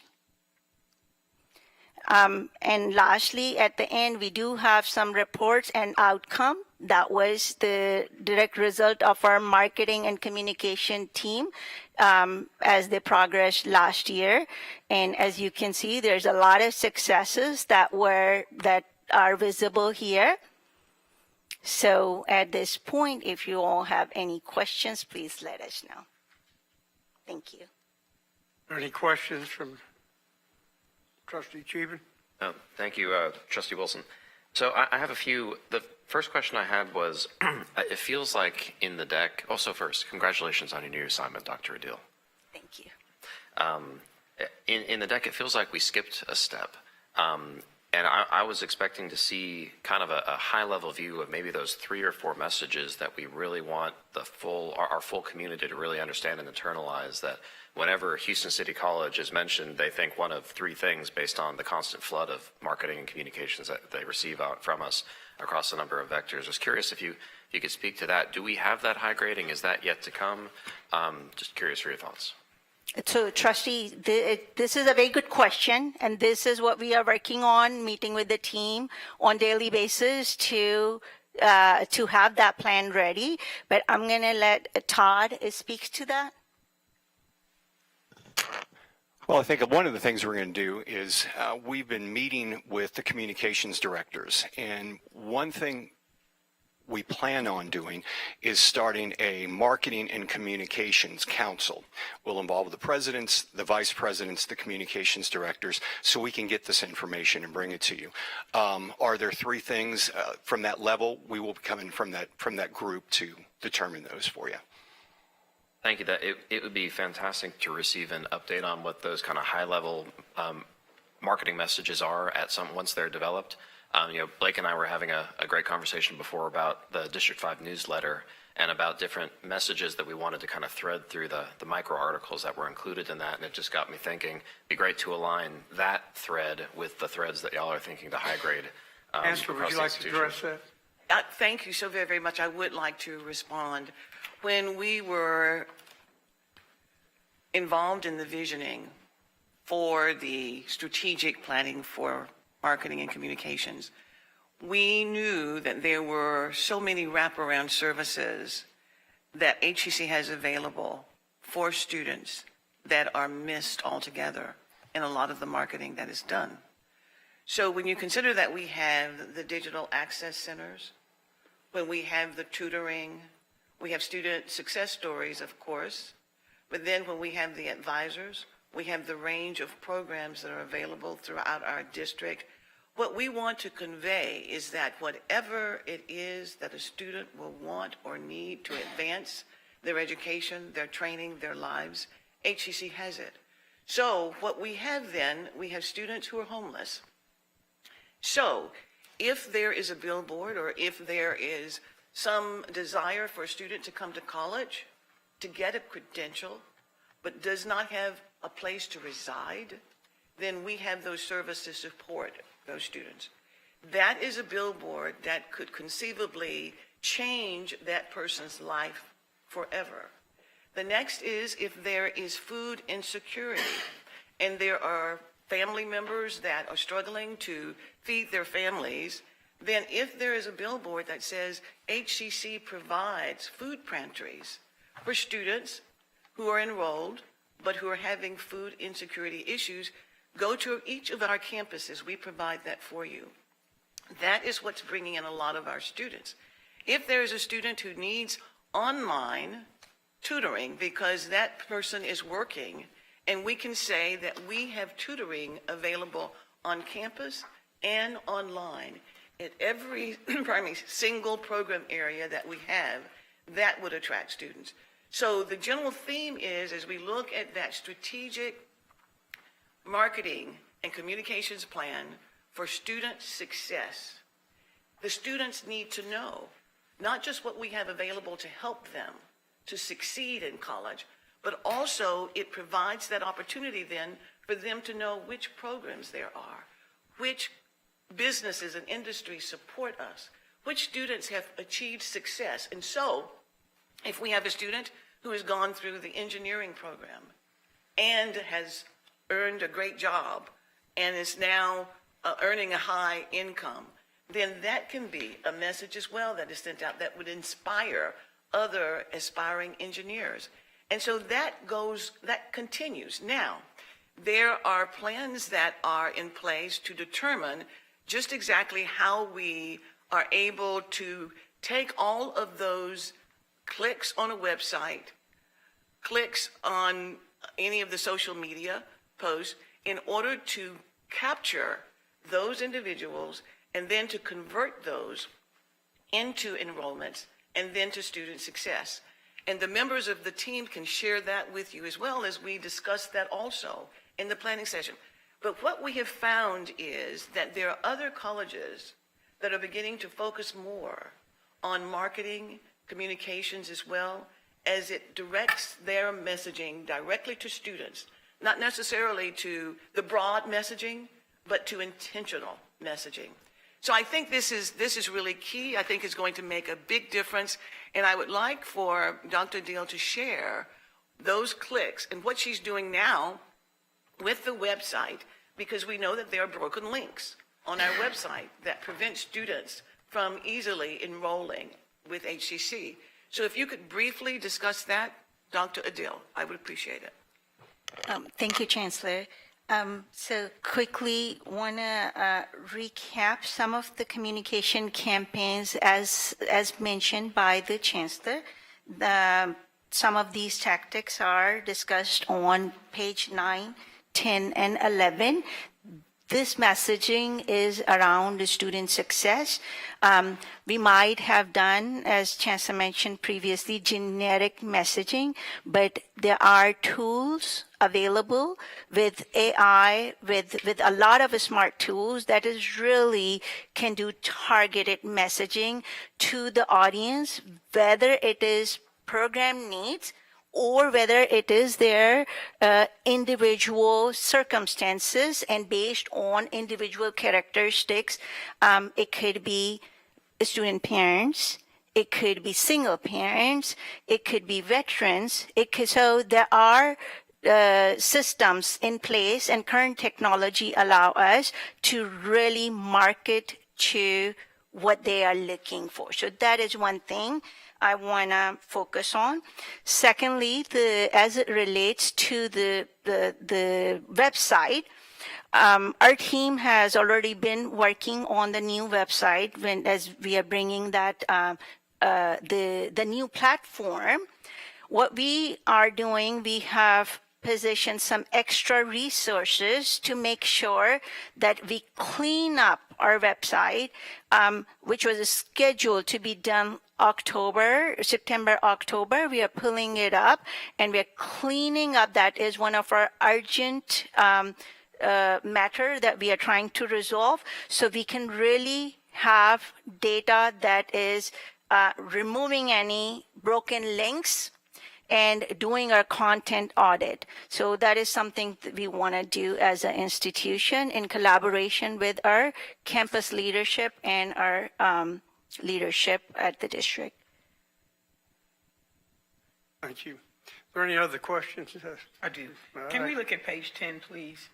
These are the key audiences that we're working with. What are the current percentages of students in these key audiences, and what are we aiming for? That would be interesting to know. And the reason being is that each of these audiences, you have to have a different tactic to reach them. The standard system that we've had in the past no longer applies. I was at an event this morning, young parents at the high school in my district for parents who had resource needs, and they were in line at 8 o'clock in the morning, 7 o'clock in the morning, 8 o'clock in the morning for a 9 o'clock opening for support for their young children. Quite a few young children. But the parents were young enough to come to HCC for class, and none of them had been approached by HCC in a cafeteria filled with parents and young students. Every parent I talked to, and I went table to table, one parent said she had her daughter in dual credit. And I thought that was really interesting. So it would be good for the board to know what the current percentages are for each of these key audiences in terms of enrollment and what we're aiming for. Something that the team, the Central College team did this morning, they had a Q code for students, for people to take a survey on dual credit. But it had a secondary value in that they captured all of the data from that person without having any of it written down. I thought that was spectacular. And it gave them an opportunity, it gave the Central College team an opportunity to go back and cull through that list, which is now online, and see what the student interests look like, what the parent interests look like. Because some of these parents had high school kids, some of these parents had babies from 3 to 6 years old. So it's very good to see that Q code use. I had not seen it before. My third point is on social media, Southwest College has everybody beat. Have to say it, they have everybody beat. If you are playing a game, Southwest College pops up on social media. If you are scrolling looking for something, Southwest College pops up on social media. If you are going on your way to a website, Southwest College pops up on social media. They have figured out a way to be everywhere. I would say everything, everywhere, all at once. They are actually incredibly successful at it. If you can play a nondescript game and HCC pops up, that's a hell of a team. They have figured it out. And that's not just Facebook and Instagram. And I noticed we looked at some of the social media sites. We have X. We don't have fan base on this site, in this system, and we don't have Linktree. And they're up and coming. I think our greatest success on visitation is actually LinkedIn. I think we have, 130,000 people in one group on LinkedIn from HCC? That's pretty impressive. I do not know what their demographic looks like. If it's graduates, if they're alum, if they're students, or if they're people just affiliated somehow with the HCC Foundation, but it is pretty extraordinary to have 130,000 people in one group. That's a real extraordinary perception. So each of these key audiences have to be spoken to in a particular manner. One size will not fit all of these. And at South Campus, we did a backpack drive, and the welding students, they were graduating, they were finishing up, and there were 2 young ladies in the welding class, and they were pretty extraordinary. And so I videotaped them because I wanted to know what they thought, and they were very pleased. I found a young man in the electrical. He was graduating with his electrical certification. He said, "Oh no, I'm coming back for level 2, level 3, 2 year." He said, "I thought it was hard." He said, "It wasn't hard at all, so I'm coming back." And he was driving 30 miles one way just to do it. So, and they were young. I think that the oldest, the young man I talked to was 25. The young lady was 17. And she got 2 welding certificates. So we are really poised to open the door for these key audiences if we know what our percentage of students are currently and where we want, how many do we want? Do we want to increase this by 5%, maybe returning students by 20%, maybe lower socioeconomic by 10%, high school grads, GED, dual credit? We've talked about dual credit ad nauseum. I'm still not happy that San Antonio could have 20,000 dual credit students and we do not. I'm really not happy with that. But to see this list, this key audience list, is excellent. Now, what does it look like, and what do we want it to look like, and how do we talk to them? Because you cannot talk to a dual credit student the same way you talk to a multicultural student, the same way you talk to a lifelong learner, the same way you talk to a lower socioeconomic potential student. And I'd like to see that. And I know that you have those analytics. So we want to know, because this board is going to have to make a decision on how our strategic goals are going to line up with what this team is going to have to do. And my toughest question is, where is the app?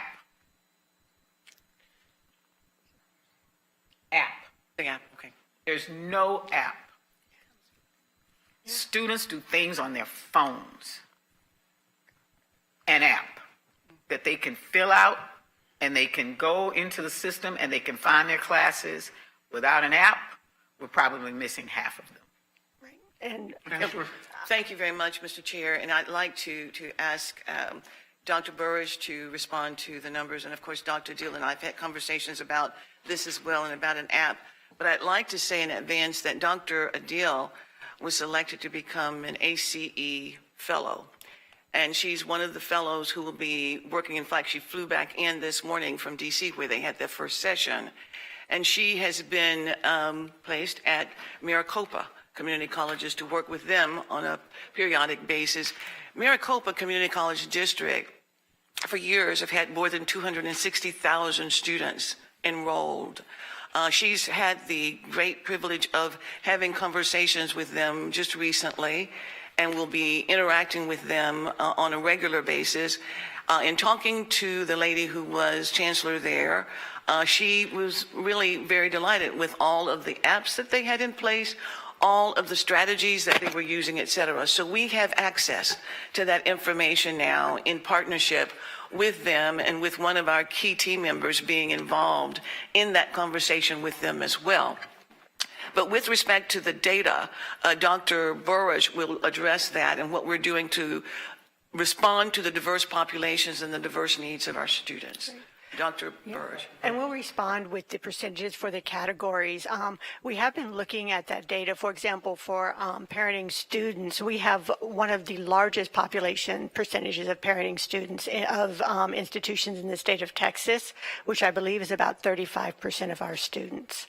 One of the things about the strategic marketing plan is these populations have different needs at different times. For example, as a dual credit student who's just deciding to take dual credit, is a different marketing campaign than a student who's in the middle of their dual credit career versus one who is exiting dual credit and potentially entering HCC. So one of the things we're doing with these metrics is connecting this strategically to the student life cycle and the strategic plan, our student success plan, to think about how we want to message those populations as they move through their HCC life cycle for entry, enrollment, continued success, and then the next steps. And so at that. So, Trustee, you provided a lot of invaluable feedback, and that is in alignment with our findings and the work that we have been doing. So I also, whenever I search something, Southwest College is doing a good job. They pop up anytime we look for something. Some of the things, so first of all, we have included all our directors, communication directors from the colleges. So we will be picking up the best practices that are already being utilized, and we will expand on them. On slide 6, I did mention in an innovation bullet, that is the last bullet, how the tools that are currently available that will allow us to really position ourselves, content generation, ads, landing pages, video, script, all very targeted to specific audiences. Predictive analytics is no longer new. So we are going to be expanding on that. The retarget website visitors through pixels. So when they show interest and when they stop and provide an impression, we know we will be able to measure how many of these students actually look at our ad and came to our website. So this is available on page 6. Page 13 talks about different audiences, and I do want to say that, as you mentioned, our different audience have different the way of communication and how they receive information. So we have put down some of the information here. This is just the start. This is not everything.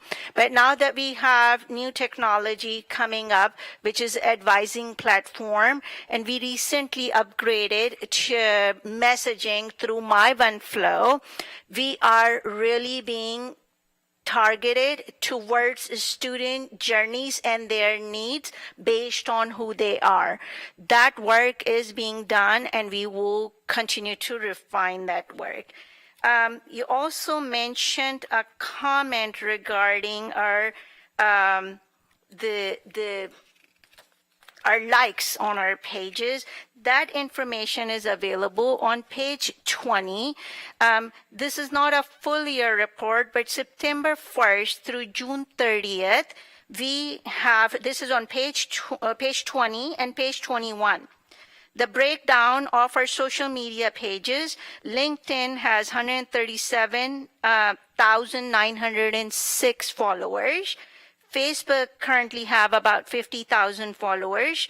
Instagram sitting 11,500. And we also have Twitter X that we are looking at about 12,000. With this, there's a lot of opportunity I know we have been engaging our communities and our influencers who make difference in the communities to help us get the messaging out.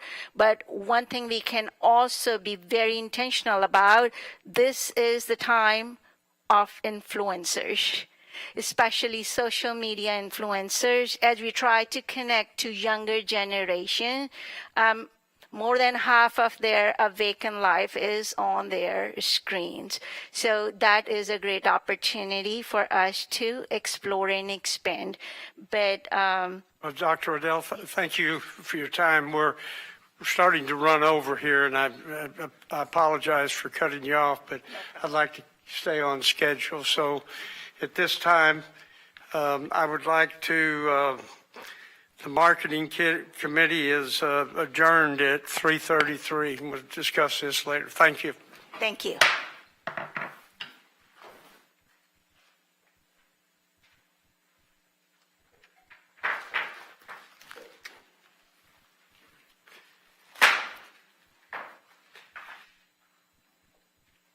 Thank you. The special meeting for August the 6th, 2025 will now come to order at 3:33 p.m. This meeting was called for the purposes as listed on the duly posted meeting notice. A citizen desiring to appear before the Board of Trustees shall complete the hearing of citizen form 24 hours prior to the meeting and file said application with the Board Services Office. There are no citizens signed up to speak before Marketing Committee today. Special meeting. For special meeting today. Oh.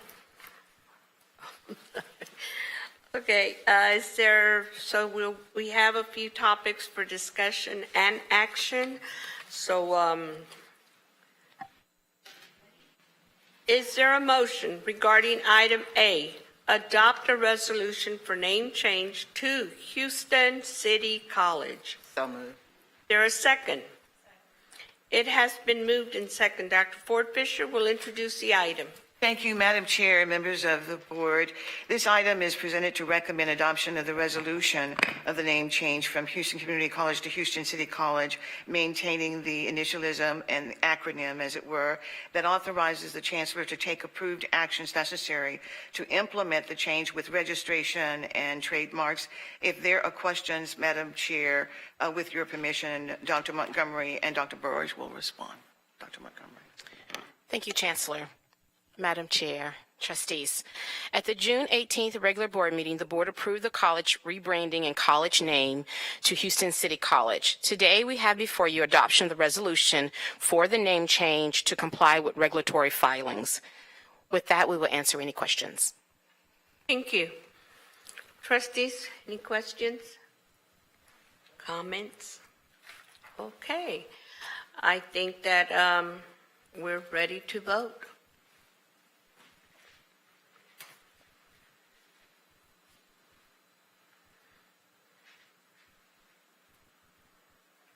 Sharon, that's yes for me. Received. Voting has concluded. The motion passed unanimously with a vote of 8-0. Thank you. And so we are now officially Houston City College. Is there a motion regarding, excuse me? Yes, sir. So is the official moment right now, we quit calling it Houston Community College, and then we now start calling it Houston City? Is this the moment in time? Yes, we Yes, should. sir, 'cause I will we just voted. note that we do need to do just some filings with the SAC COC and also the coordinating board. However, Dr. Burge has already reached out to them, and that's a very simple process with an email. Thank you. Congratulations. Welcome to Houston City College. Right. Thank you. Is there a motion regarding item B, order calling for trustee elections to be held on Tuesday, November the 4th, 2025, and making other provisions related to this subject? So moved. Second. It has been moved and second. Dr. Ford Fisher will introduce the item. Thank you, Madam Chair, members of the board. This item is recommended to the Board of Trustees for your consideration to approve the order calling for trustee elections on November 4th, 2025 in trustee geographic districts 1, 2, and 7 for HCC. If there are questions, Madam Chair, I will ask for you, with your permission, Dr. Montgomery to respond. Thank you, Chancellor. And I will just also add, in Section 13 of the order, we've already made provisions for the name change for Houston City College that will appear on the ballot after we have those sign-offs from SACS and the coordinating board. With that said, we have election counsel here, Ben Morris with the firm Leon Akala, to answer any questions as well. Thank you. Trustees, any questions? We've been through this. I think all of us have been through it. Yeah. Any questions? We thank you for coming out, and but everybody knows what we got to do. So thank you. All right. So now we're going to vote on item B. Sharon, that's yes for me. Received. Voting has concluded. The motion passed unanimously with a vote of 8-0. Thank you. And again, trustees 1, 2, and 7, we look forward to you running a great election.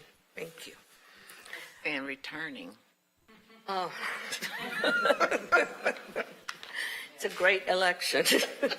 Okay, we'll move to item C, review the tax rate adoption process for tax year 2025, year 2026, and review the calculated and proposed tax rate. This is a report item, no action required. Dr. Ford Fisher will introduce the item. Thank you very much, Madam Chair, members of the board. As you indicated, this is a discussion item to review tax rate adoption process for tax year 25, fiscal year 26 rates, and to also review the calculated new revenue rate and vote approval rate. And with your permission, Madam Chair, I will ask Dr. Sherry Hahn, Senior Vice Chancellor of Finance and Administration, to come forward to address all questions and to introduce our tax attorney. Thank you, Board Chair, Chancellor, and trustees. I'm going to invite up the Lauenberger attorneys to talk a little bit about the Lauenberger process in the tax rate approval, truth in taxation.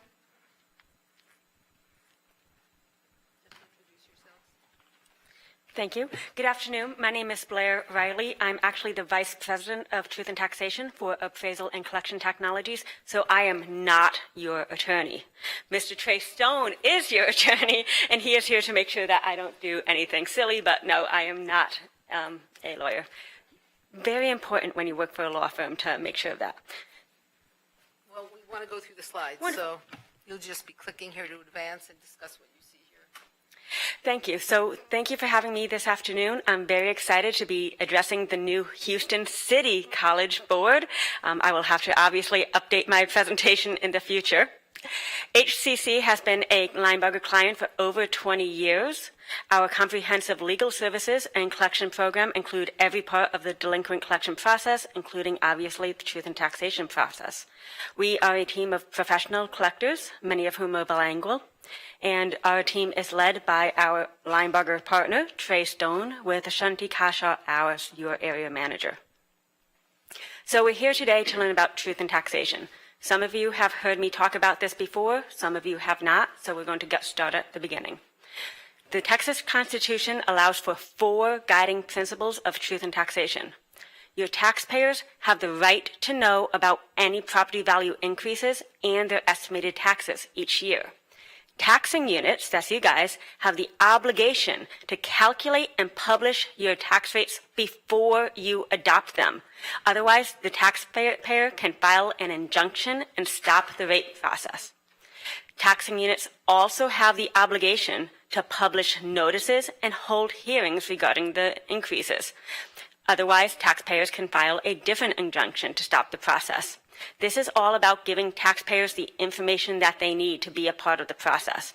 Voters have the right to roll back the rate if it goes above certain levels, which we'll talk about shortly. So the 6 steps for truth and taxation. First, you should draft your budget. Next, we'll calculate our benchmark tax rates. That includes the no new revenue rate and the voter approval rate. After that, we publish our notices and put information on the website so that the taxpayers can become involved in the process.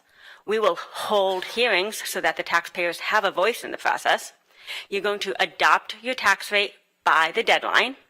And if required, you will hold an election, which will most likely not happen. So I just talked to you about you're going to calculate your benchmark tax rates. What are your benchmark tax rates? First, you have your no new revenue tax rate. That is the rate that will bring in approximately the same amount of money as last year. We're trying to compare apples to apples here, so we exclude any new improvements on the roll so that we can have an idea of last year versus this year. We also calculate the voter approval tax rate. That brings in the same revenue as last year, but it gives a small increase to account for inflation. So you guys are technically a special taxing unit. You are a junior college district. That means that by law, you are special. That means that you are allowed to have up to 8% growth for your voter approval tax rate. If you go above that rate, you are automatically going to have an election in November. So we try to stay below that voter approval rate each year.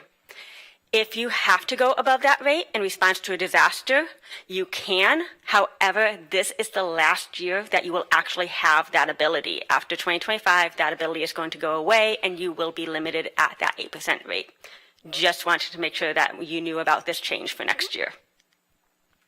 Say that again.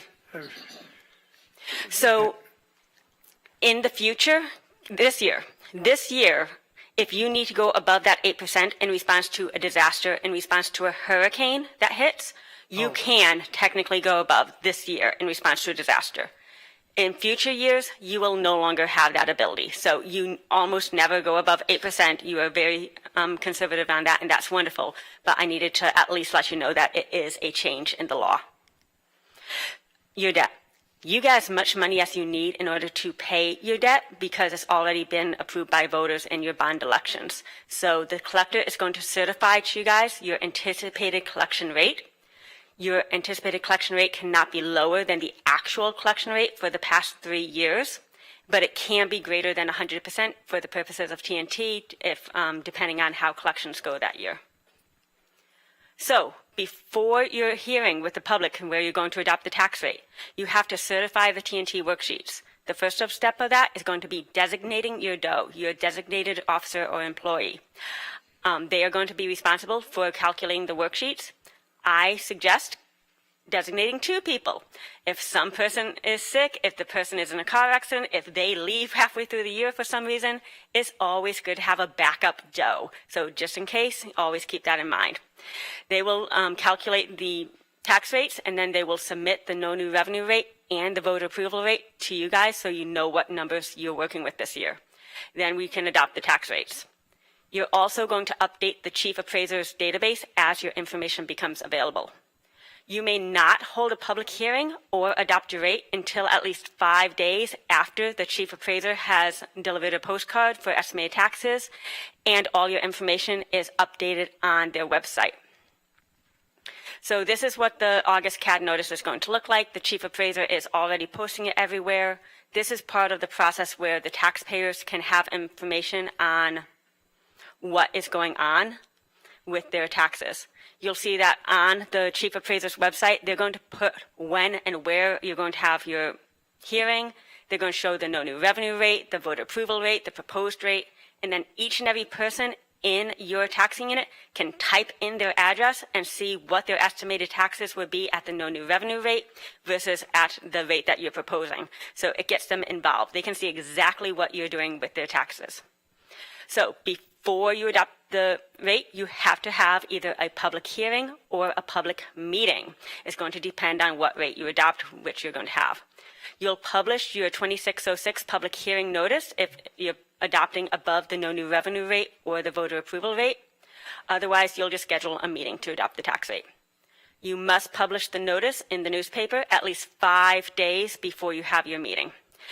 The wording depends on what your proposed rate is versus your no new revenue rate. Your finance department will take care of all of that for you. If you do not adopt at that meeting, you have to adopt within 7 days of that public hearing. So you'll announce the date, time, and place of the second hearing at the first one. Now, just a second bit of information I'm pointing out because it's a change in the law. So we have a 72-hour notice for this tax rate adoption meeting, our Open Meetings Act notice. As of September 1st, that becomes 3 business days. So you're probably all aware that your 72-hour notices now become 3 business days. Wonderful. So you are going to have to adopt your tax rate by September 30th or 60 days after roll certification. You guys always work with 60 days after roll certification because Harris County Tax Office always certifies a little bit late. If you're going to go above the voter approval tax rate, which you're not, you have earlier deadlines to work with in August. You don't have any intention about going above your voter approval rate, so we'll skip. So you will have a separate vote on the budget and on the tax rate. If your proposed tax rate exceeds your no new revenue rate, one of those benchmark rates that your DOE just calculated for you, you'll have a record vote. You have to have a voting threshold of 60% if you go above that no new revenue rate, and then you'll have specific motion language and language that's going to go on your website. Other things that go on your website are all included here, part of the process of allowing the taxpayers to get in contact with you and have a say on, they can voice their opinions on that CAD database. There's a section there for people to make comments, but also on your website, you'll have the taxing unit's mailing address, email, and telephone number, along with the name and contact information for each member of the governing body. You'll have the budget for the past 2 years, along with the percent and dollar change in your budgets, and you'll have the tax rates for the last 2 years broken down by your M&O and your debt rate. You'll also be publishing your most recent financial audit on your website. All about transparency, guys. We want to make sure everything is up to date. Other website requirements we'll have on the tax assessor's website. They are responsible for having the last 5 years history of all your tax rates, your adopted rate, your M&O rate, your debt rate, your no new revenue rate, your voter approval rate, so we can go back and see. They also will have 5 years of those truth and taxation forms. All 80 lines of the calculations will be on that website. Starting next year, those forms will actually have all the backup information as well as a hyperlink. So each member of the public, anywhere they are, they'll be able to click on your truth and taxation worksheets, and they will be able to see line for line where each number came from, where you pulled those reports. So it's going to be very clear to everybody exactly how we did our calculations as of next year. So if we look at the TNT 2025 calendar, we're already in August. So your collector has likely already certified your anticipated collection rate and any excess collections from last year. So if you collected too much in debt last year, you have to give that money back this year in the form of a lower debt rate. So we try to make sure that our debt calculations are fairly accurate. You need enough money, you need to collect enough to pay your debt, but if you collect too much, it goes back to the taxpayers next year. It's actually really wonderful in that way. So by August 7th, or as soon as practicable, your DOE is going to submit the rates to you. The county TAC is going to post the TNT forms on the website, and the chief appraiser is going to publish the notice of estimated taxes so everyone can type in their own property and see exactly what their estimated taxes are. We have the deadlines for the going above the voter approval rate, which we're going to skip because you're not going above your voter approval rate. And then by October 1st, the tax assessor will prepare and mail the bills, and that November 5th is the uniform election date. Now, do you have any questions? One thing I did want to point out, just it's not in the slide, the Texas legislature has reconvened for a special session. They are focusing on truth in taxation a little bit. So they have some legislature that could be changing the TNT process. At the moment, they are leaving you guys alone. They are focusing on cities and counties and reducing their voter approval rates to 2.5%. You guys have 8%. So at the moment, they're leaving you alone, but it's something to be aware of that you might have some changes in the future. Thank you. Trustees, any questions? What is our M&O rate and our debt rate? Do you have that, Andy? I do.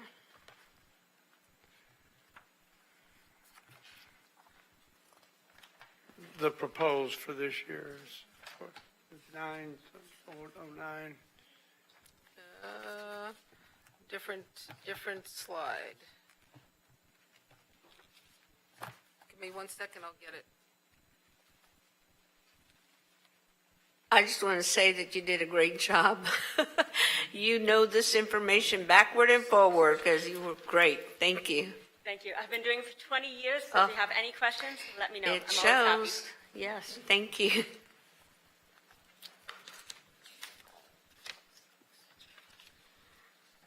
So for FY25, the total tax rate, 0.096182, the M&O portion, 0.081632. That was FY25. The FY26 budgeted that was approved temporarily, 0.099587 for the total, 0.086264 for the M&O, and the debt rate continues to go down as we pay off debt. What was the debt? It was 0.08. The debt you're asking is 0.013323 for the budgeted approved rate.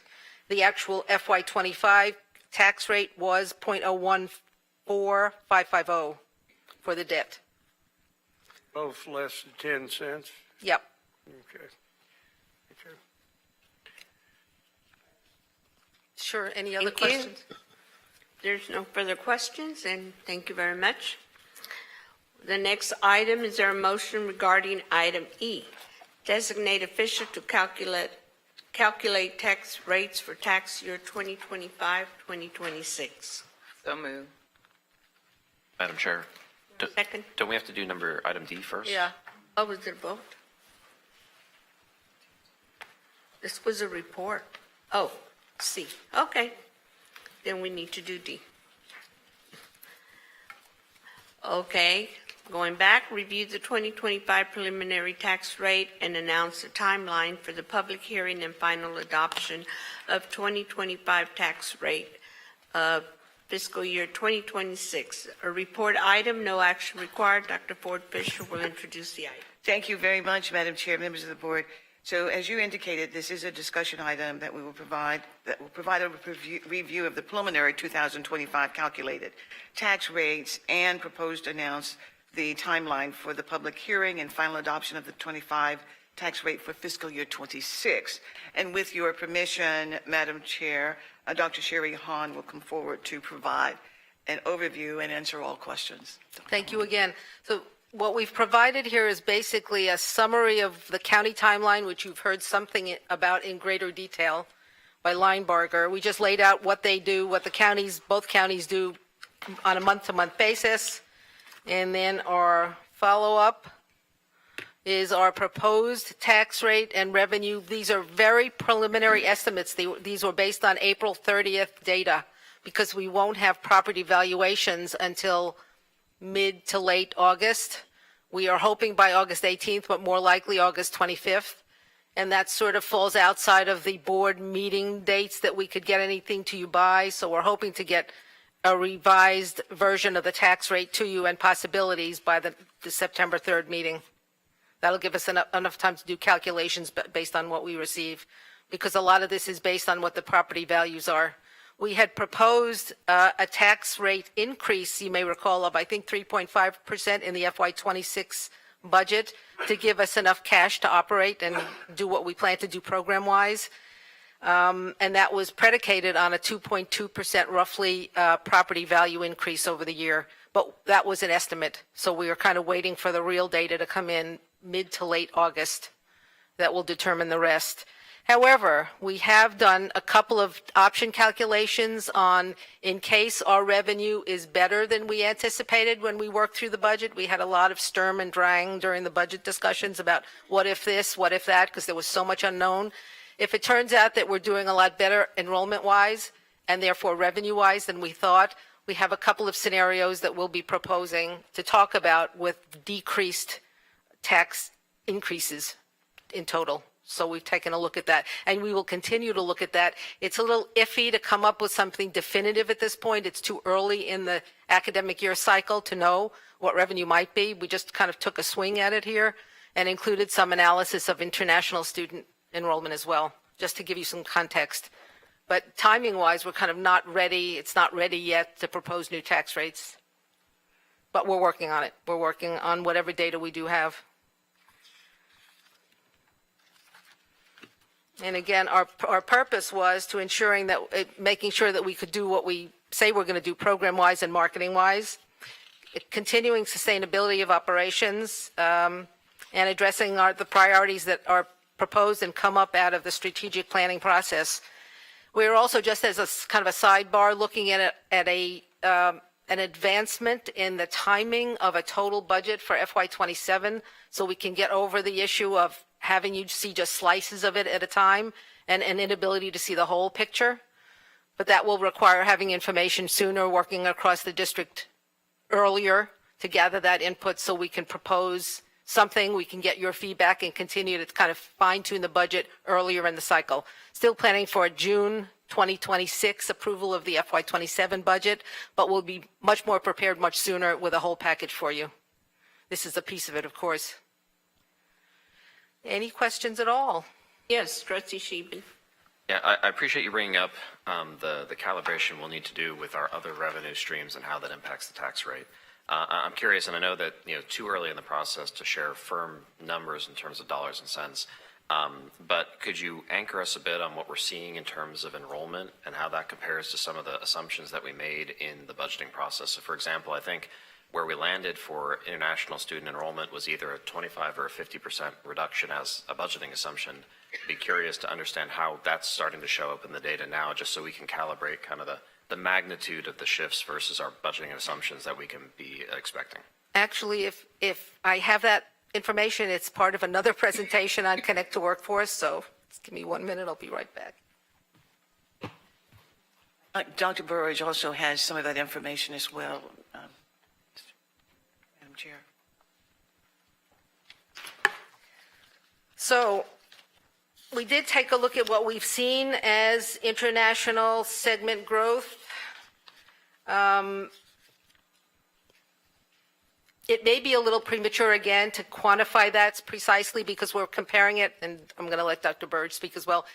We're comparing it to last year when we might have seen a drop that was artificial, an artificial drop based on climate conditions at the time. So it may look like we've had a giant leap. I don't want to base our revenue on that false hope that will materialize. And we've been working with our International Students Office and looking at national data. Nationally, international student enrollment is projected to be down about 20%. Looking at our preliminary numbers, we do think we're going to do a little bit better than that, maybe 5 to 10% down. We think that students enrolled earlier this year than last year, so we're actually up year over year, but remember last year we had Beryl, and so enrollment was very late, and we also had more late international student orientations, which is why we're conservatively projecting at 5 to 10% down right now. That's helpful on the international front, but I know student enrollment also was, generally projected to be flat-ish. So are we seeing that as well? Are we looking up, down? Just curious for early indications. Early indications are we're doing really well for enrollment. We have a couple of factors we were concerned about. For example, Pell, that as you know, the Big Beautiful Bill did not pass with those massive Pell decreases, and so that accounted for the change in that projection. There still are some changes to some of our students that we can't model yet, because in the next 2 weeks are when we're really going to see the impact of the students. But right now we're up in all student demographics by quite a bit. All right, thank you for that.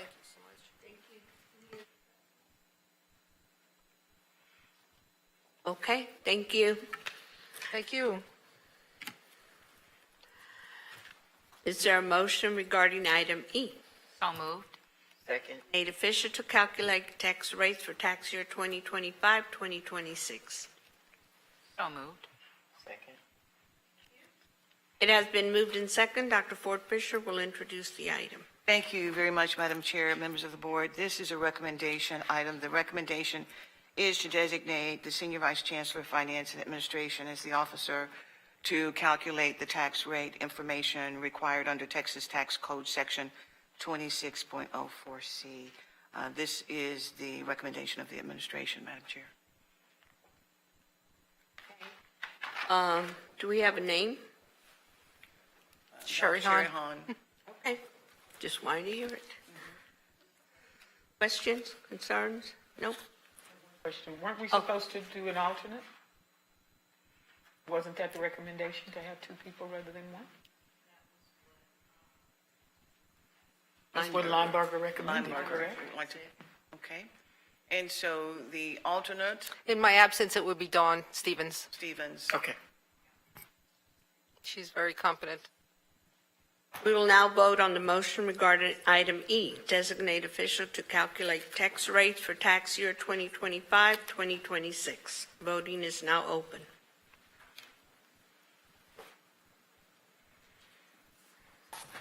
Sharon, that's a yes for me. Received.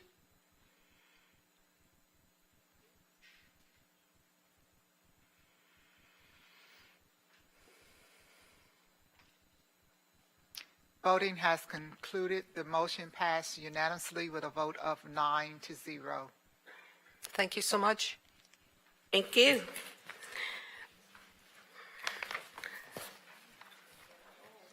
At this time, the special meeting is recessed for after the Committee of the Whole, and we'll recess it at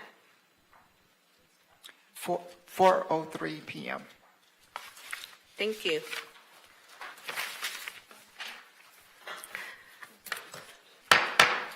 The Committee of the Whole meeting for August the 6th, 2025 will now come to order at 4:03 p.m. The meeting was called for the purposes as listed on the duly posted meeting notice. A citizen desiring to appear before the Board of Trustees shall complete the hearing of citizen form 24 hours prior to the meeting and file said application with the Board Services Office. No citizens are signed up to speak before the Committee of the Whole. Topics for discussion and/or action is... Madam Chair, Yes, sir. this is posted for 4:30, I believe. Is it 4? You are correct. You are correct. It's posted for 4:30. So it's too early for the Committee meeting. of the Whole. I'm Yes, so we used to gave 4 additional, o'clock. we gave additional time due to the length of items that were scheduled for the special meeting and with the closed session that was scheduled. Okay, then, let me, reconvene our, special, let me go back. Let me reconvene our special meeting, and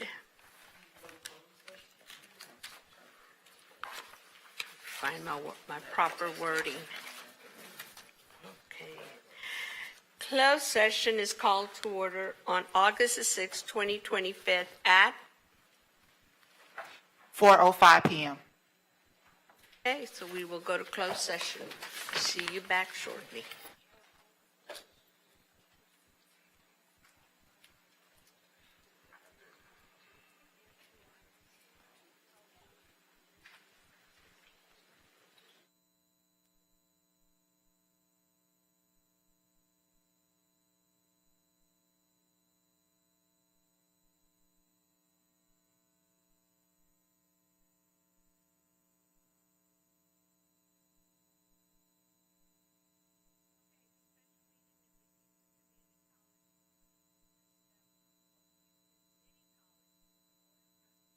We'll now adjourn to a closed or executive session under the Texas Government Code, Sections 551.071, 551.072, and/or 551.074 of the Open Meetings Act, as stated in the notice of this meeting. Should any final action, vote, or decision be required for the opinion of the board on any matter considered in closed meetings, such final action, vote, or decision shall be taken up in the open session portion of this meeting or in a subsequent public meeting upon notice thereof. The meeting is adjourned to closed session at 4:06 PM. 4:06. Thank you.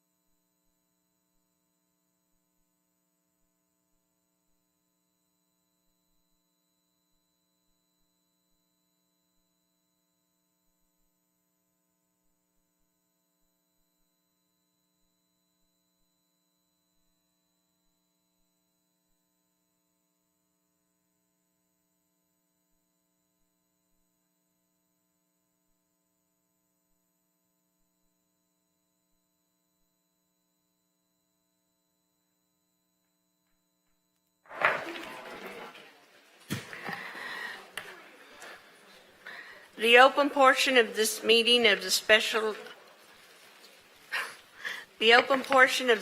meeting of Houston City College System Board of Trustees is reconvened at 4:30 p.m.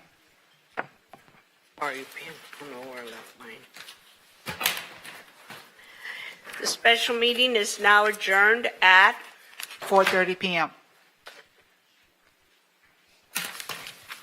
Thank you, everyone.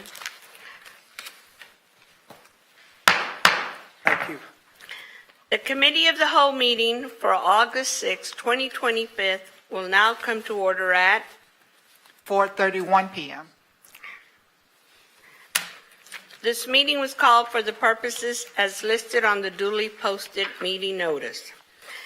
Opportunity for public comments. A citizen desiring to appear before the Board of Trustees shall complete the hearing of citizen form 24 hours prior to the meeting and file said application with the Board Services Office. No citizens are signed up to speak before the Committee of the Whole. At this time, I'd like to take a personal privilege to ask you for a moment of silence. We have lost some community members, community leaders this week, and then we have others that have been ill. So I'd just like for us to do a moment of silence, please.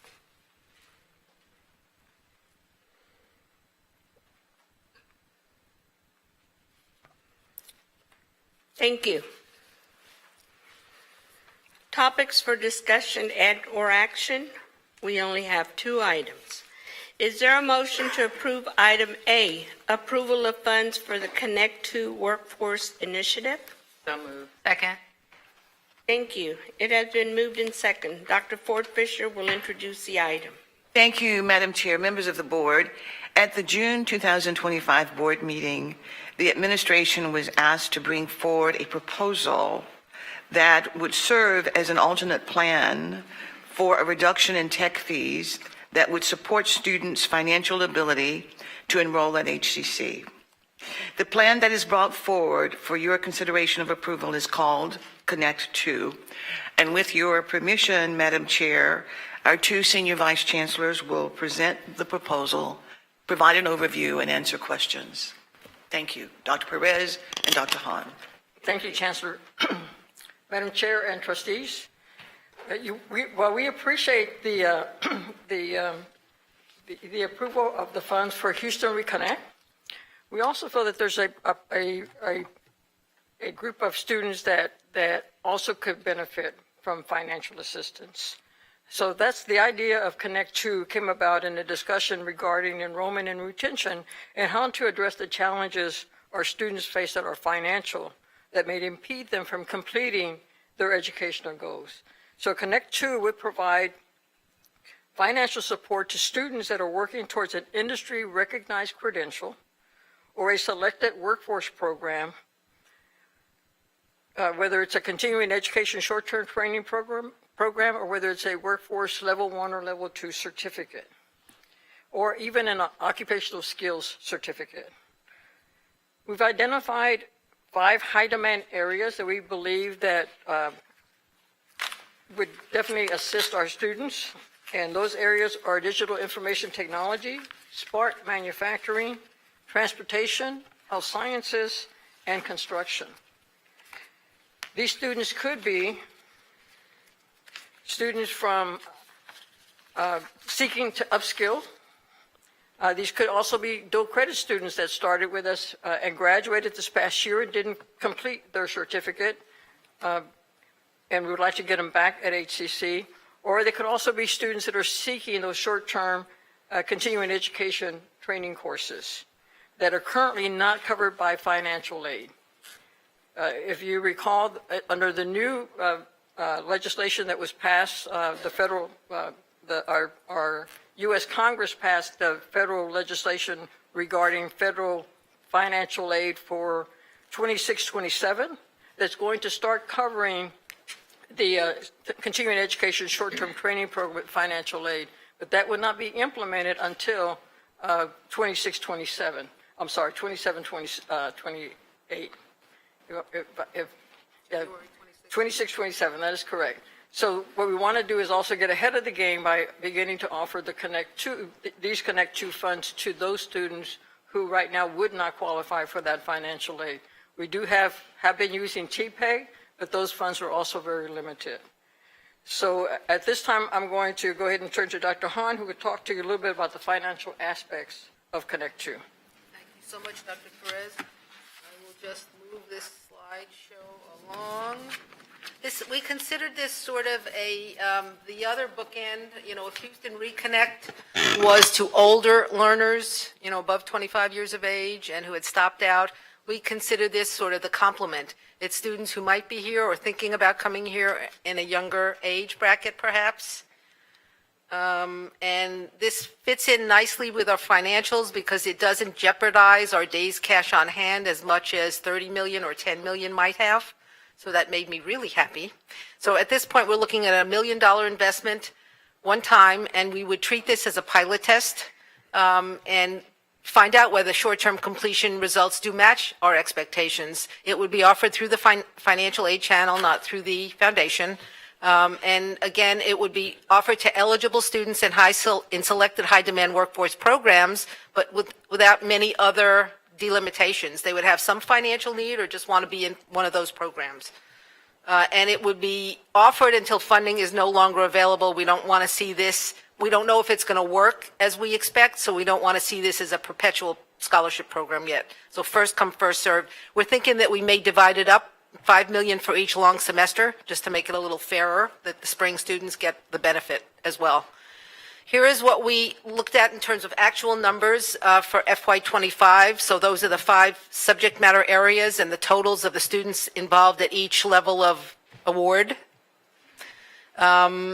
At one point, we also looked at associate degree students, but we felt that the return on that would take much longer and might be questionable. We don't know what the state funding might be in the out years, so it seemed like a little riskier. So we limited it to shorter term programs, still in a high demand field, however. So those were the actuals. Then we took that 3303 and we projected out what we are hoping to see in FY26. Big emphasis on selling the ICLCs and OSAs, huge increase. We think we can do it. For the semester credit hours, we also think that's possible. So we're looking at moving from 3,300 roughly students this year to 4,700 next year. And there would be a handsome return if we could achieve this. Because again, it's just $1 million investment and we'd make almost $5.5 million in return. So financially, it's safe and it looks like it could be promising. I asked the question, okay, money out the door, what are we going to do to track it? Because, I care a lot about every penny that goes out of here. And what I heard back I liked, it was good to check on the number of students who applied, who were offered scholarships, who actually enrolled, how successful they were in their courses, what the retention was, fall to spring, and then fall to fall. And actually the completers is what makes my heart sing because that's what brings money back. So any questions, we'd be happy to entertain. We're ready to launch this whenever you say go. Trustees, any questions? What is DIT? I'm sorry. Data information technology. Okay. I asked the same thing, so you're not alone. It's digital. Digital. Yeah, I was so close. Trustee Sheehan. Digital information technology. So close. So I appreciate y'all bringing this forward. I appreciate the limited scale and the spirit of the pilot. It made me think of 2 things. As both reviewed the content beforehand and you were talking. One, pilot begets a follow-on, right? And so you could also say Reconnect as a pilot just at a slightly grander scale. So I think going into the next budget cycle, it would be helpful to be thinking through kind of the next step as we start seeing the revenues from Reconnect and Connect 2 hit the books, how we're going to use that kind of paying it forward to either expand access to those programs or to use as a revenue adder to other existing programs, just to understand how we're going to continue to build on that success, so that we can be every year kind of expanding opportunity, using it to beget more and more and more.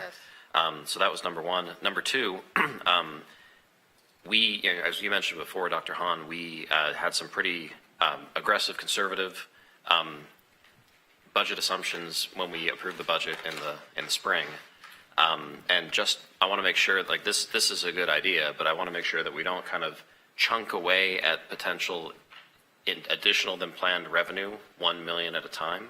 I think it would be helpful in the near future to have kind of a holistic view of, you know, some of the program-oriented spend that was cut at the last minute, or some of the deferred maintenance, high regrets that we had to cut because we were nervous about revenues this year.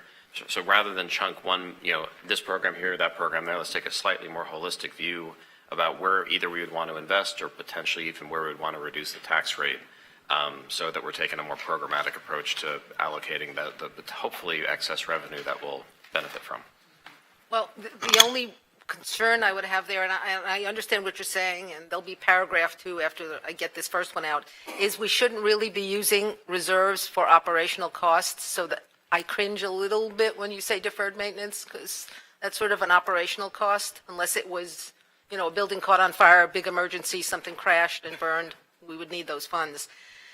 The other point I'll make, going out here on a limb, we are starting to plan for the FY27 budget cycle now because we want to start it much sooner and gather inputs in a more holistic way so that when the board sees the budget, they see all parts of it at first. And we will emphasize it's very drafty.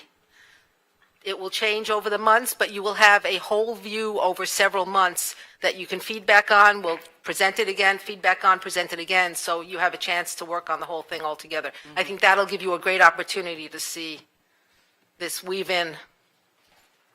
Yeah, just one response. I appreciate your concern about continuing to dip into the reserve balance for operational items. I'm 100% in agreement with you on that. And the more that we can use this moment in time to pivot ourselves toward using revenues for operating cost versus dipping into the revenue or reserve balance, that would be a good thing. So thanks for calling that out. Thank you. Madam Chair? Thank you. Yes, Trustee Reichard. I really like that y'all are taking an innovative approach to this. I'm excited about, and I like the fact, like Trustee Cheban said, that it's a pilot program, that we can see how it goes and that we are measuring results. I expect nothing less from you, Ms. Hahn, because, you know, we want to see exactly what's working, why it's working, and all of that in order to make things broader. So I'm very pleased with this presentation because it is something new and something that's really going to help our students directly. Thanks. Thank you. Anyone else? Well, I'm also, I'm glad to hear that, you know, we're trying to do something for our students and helping them because we've been out there in the community and again, the number one concern is how are they going to be able to pay their fees. And so I'm just, if we approve it, then how soon or how are we going to reach out to the students so that they can take advantage of this? And is the different personnel at all the college going to know this information? So again, how are we going to reach out to the students to inform them of it? I can. Yes, Chancellor. Thank you very, very much. It's through our strategic communications and marketing plan. In fact, starting immediately, Dr. Deal, Mr. Duplantis, and other members of the team will start working with the college vice presidents, deans, and presidents to start looking at the outreach that can be done in order to address the students. And then, of course, there will be a decision that will be made as we collaborate whether or not it's $500,000 for the first semester, $500,000 for the next semester, or whether or not they want to launch all of that at one time. And so we'll share that information with you also on the WAB. But this will be decided upon, and we're going to move forward expeditiously, the same way we did with Reconnect as well. And we've already found out from the community town hall meetings, or the partnership meetings, pardon me, from those community partnership meetings that there are students who are eager to enroll. If they're asking now about Houston Reconnect, how can I be a part of that right now? And so I'm really absolutely confident that with this new initiative that we will not have difficulty getting students who will be interested in going into these programs for the short-term credentials of value. And that will be working through our colleges and through the advisory committees, because we are certain also, based upon our discussions, that there are advisory committees with the various companies that we work with that would be more than delighted to help identify and recommend persons who work at their companies to take advantage of this opportunity. Thank you. I'm really excited about it, and, I know when I ask a question, it opens up more questions, but I need to find out. On this transportation, could you give us an idea of how transportation is going to help? I know we've been reaching out, Trustee Vanderbilt and myself have been reaching out to Metro. So is this going to be part of it to help? Absolutely. Wonderful. Yes, and of course, there's a flyer that was developed that will be going out. The CEC met on Monday and approved the plan. So you care to address that, Dr. Hahn? Would love to. As a matter of fact, I had reached out to the Metro contact on her vacation, and she answered, so that was a good thing. We were waiting for them to develop a contract, since this is a new program for them. They weren't quite ready for us to be as ready as we are. We originally started out, I'll be really brief, with a $69,000 cost. Everyone in a group felt that was maybe excessive. We reduced it to $23,000, so a 66% cut. We did that in a collaborative way. What it amounted to was the 6 colleges, the brick and mortar colleges, each would get batches of 100 discounted cards. We would now, the difference is students got a discount previously under the old plan. They would still get a 50% discount under the new plan, but we absorb the cost of activating the cards, $2 each, and subsidizing or sponsoring the card. So the amount of sponsorship we limited compared to our first view. So students would get 4 free rides with that discounted card. It would follow the same implementation plan that we use for the old Q card, which is already in place. So we're ready to go. We're now just waiting for a contract approval through legal. We're ready. Thank you. Any other questions, concerns? Not, then we're ready to vote on item A, approval of funds for the Connect 2 Workforce Initiative.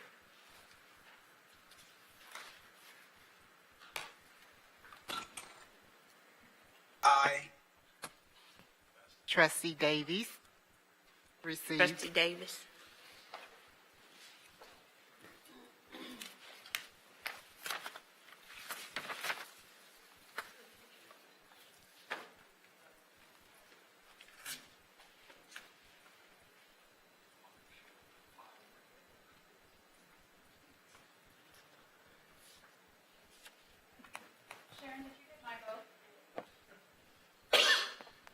Yes, I did. I'm waiting on Trustee Chibi. Okay, received.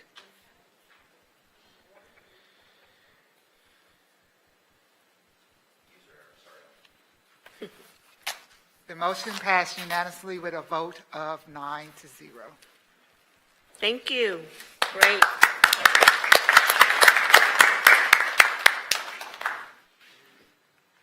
Is there a motion to approve item B, monthly investment reports, financial statements, and budget reviews for May and June 2025?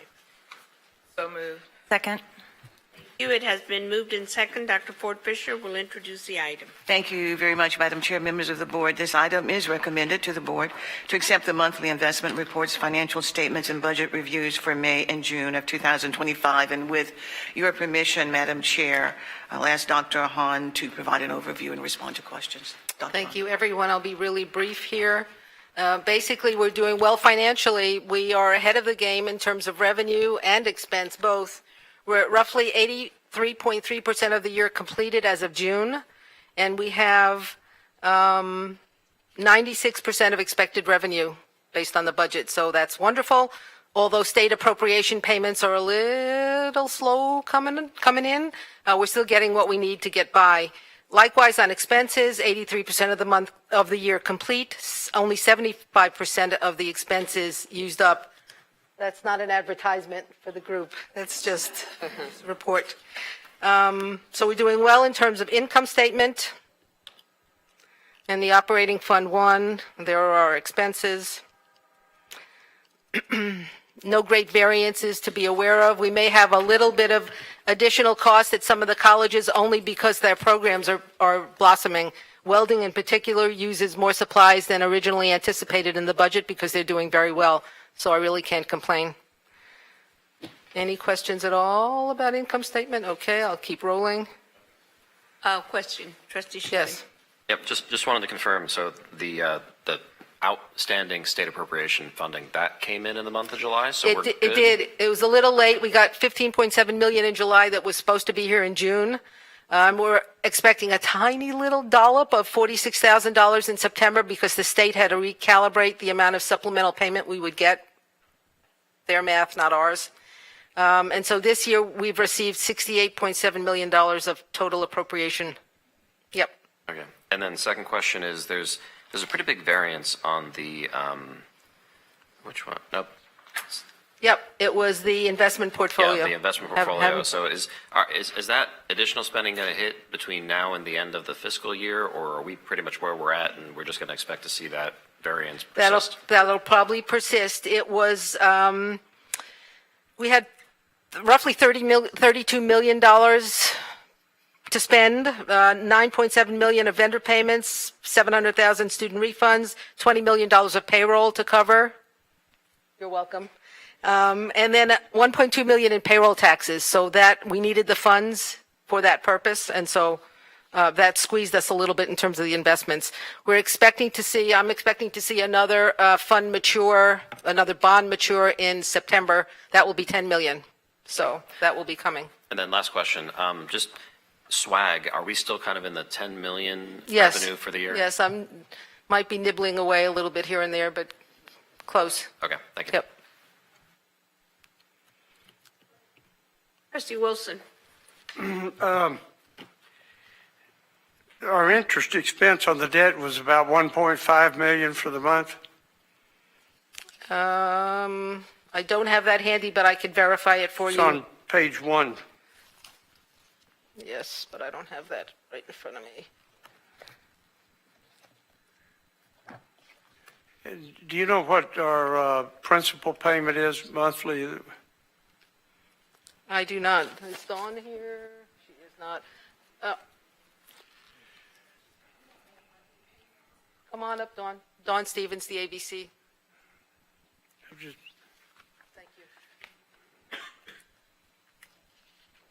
Good afternoon, everybody.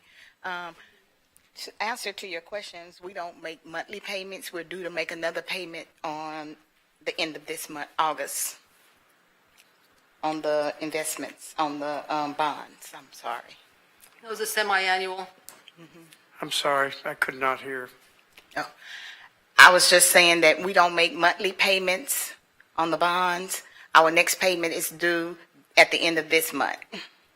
Which is quarterly, or is it a 6 month, or it's when they come due, or Semi-annual. semi-annually they come due? Yes. Well, how much is it for 6 months? I can divide by 6. I don't want to give you the wrong number. I don't have that Okay. handy, but we could get it for you.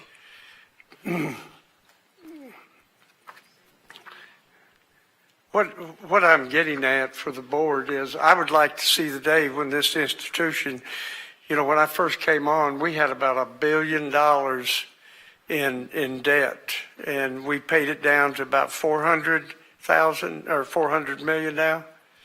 That's our outstanding debt. I'd like to see us get that paid off, and instead of paying $1.5 million a month in interest, we put that in the bank for a building program and for a deferred maintenance program rather than paying. I know the bond selling attorneys don't want to hear me say this, but I'd like to see it where we got in a position where this board and this institution could run on a cash basis and we could finance everything in-house, and we get to that position. That would be a wonderful position for financially for this institution.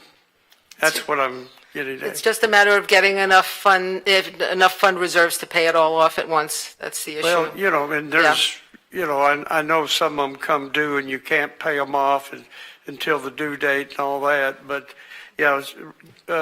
increasing our fund balance and that so we can pay this total debt down and become debt-free and then not have to pay interest for stuff.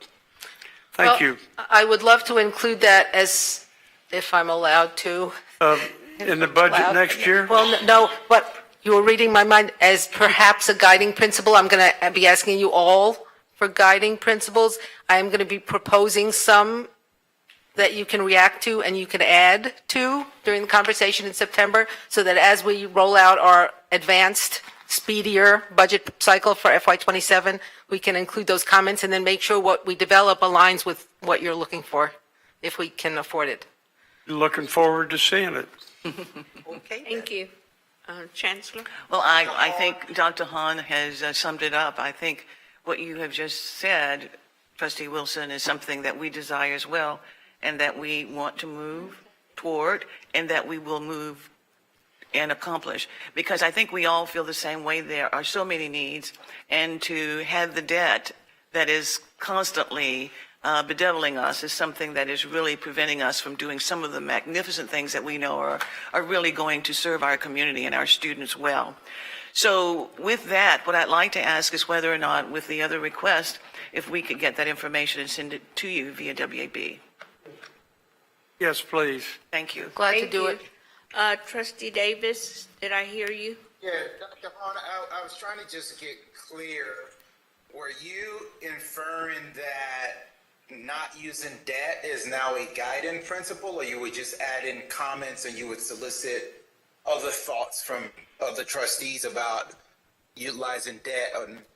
Well, I was suggesting that we have a couple of guiding principles we've put together after my whopping 8 months here, and the other staff members on the team, and we would propose those as examples of guiding principles, because we want to start out with that for the FY27 budget cycle. We want to have the guiding principles, we want to have some guidelines for what it is we're building, so that we know we're meeting the needs of our customers and our stakeholders.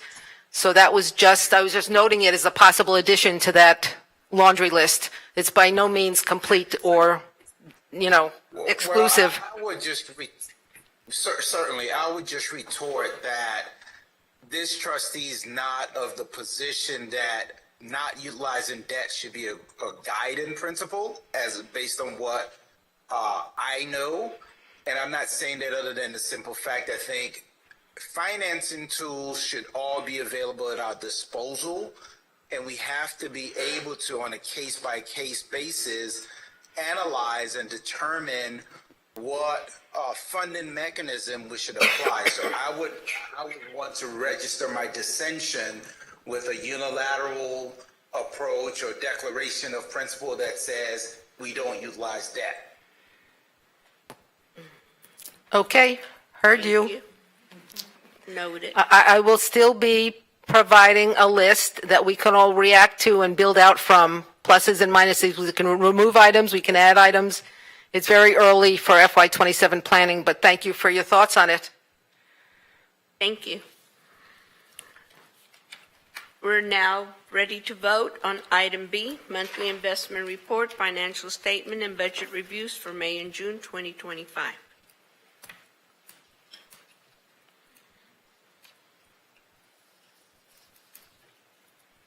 Aye. Received.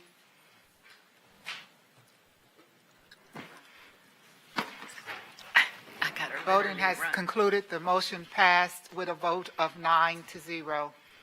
Thank you so much. Thank you. Thank you, board members. Thank you for your attendance. Thank you for going out into the community. Thank you for your hard work and going to the partnership gatherings that some have happened, some are coming up. And I want to wish everyone a great school year. I know we're going to be starting on the 18th of August, so that's before the next board meeting. But we all wish you well, good luck, bring those students in, and let's have a great year. And again, thank you. And we're hearing the thunder out there, so safe travels and going home, and we'll see you at the next event, next meeting. Thank you.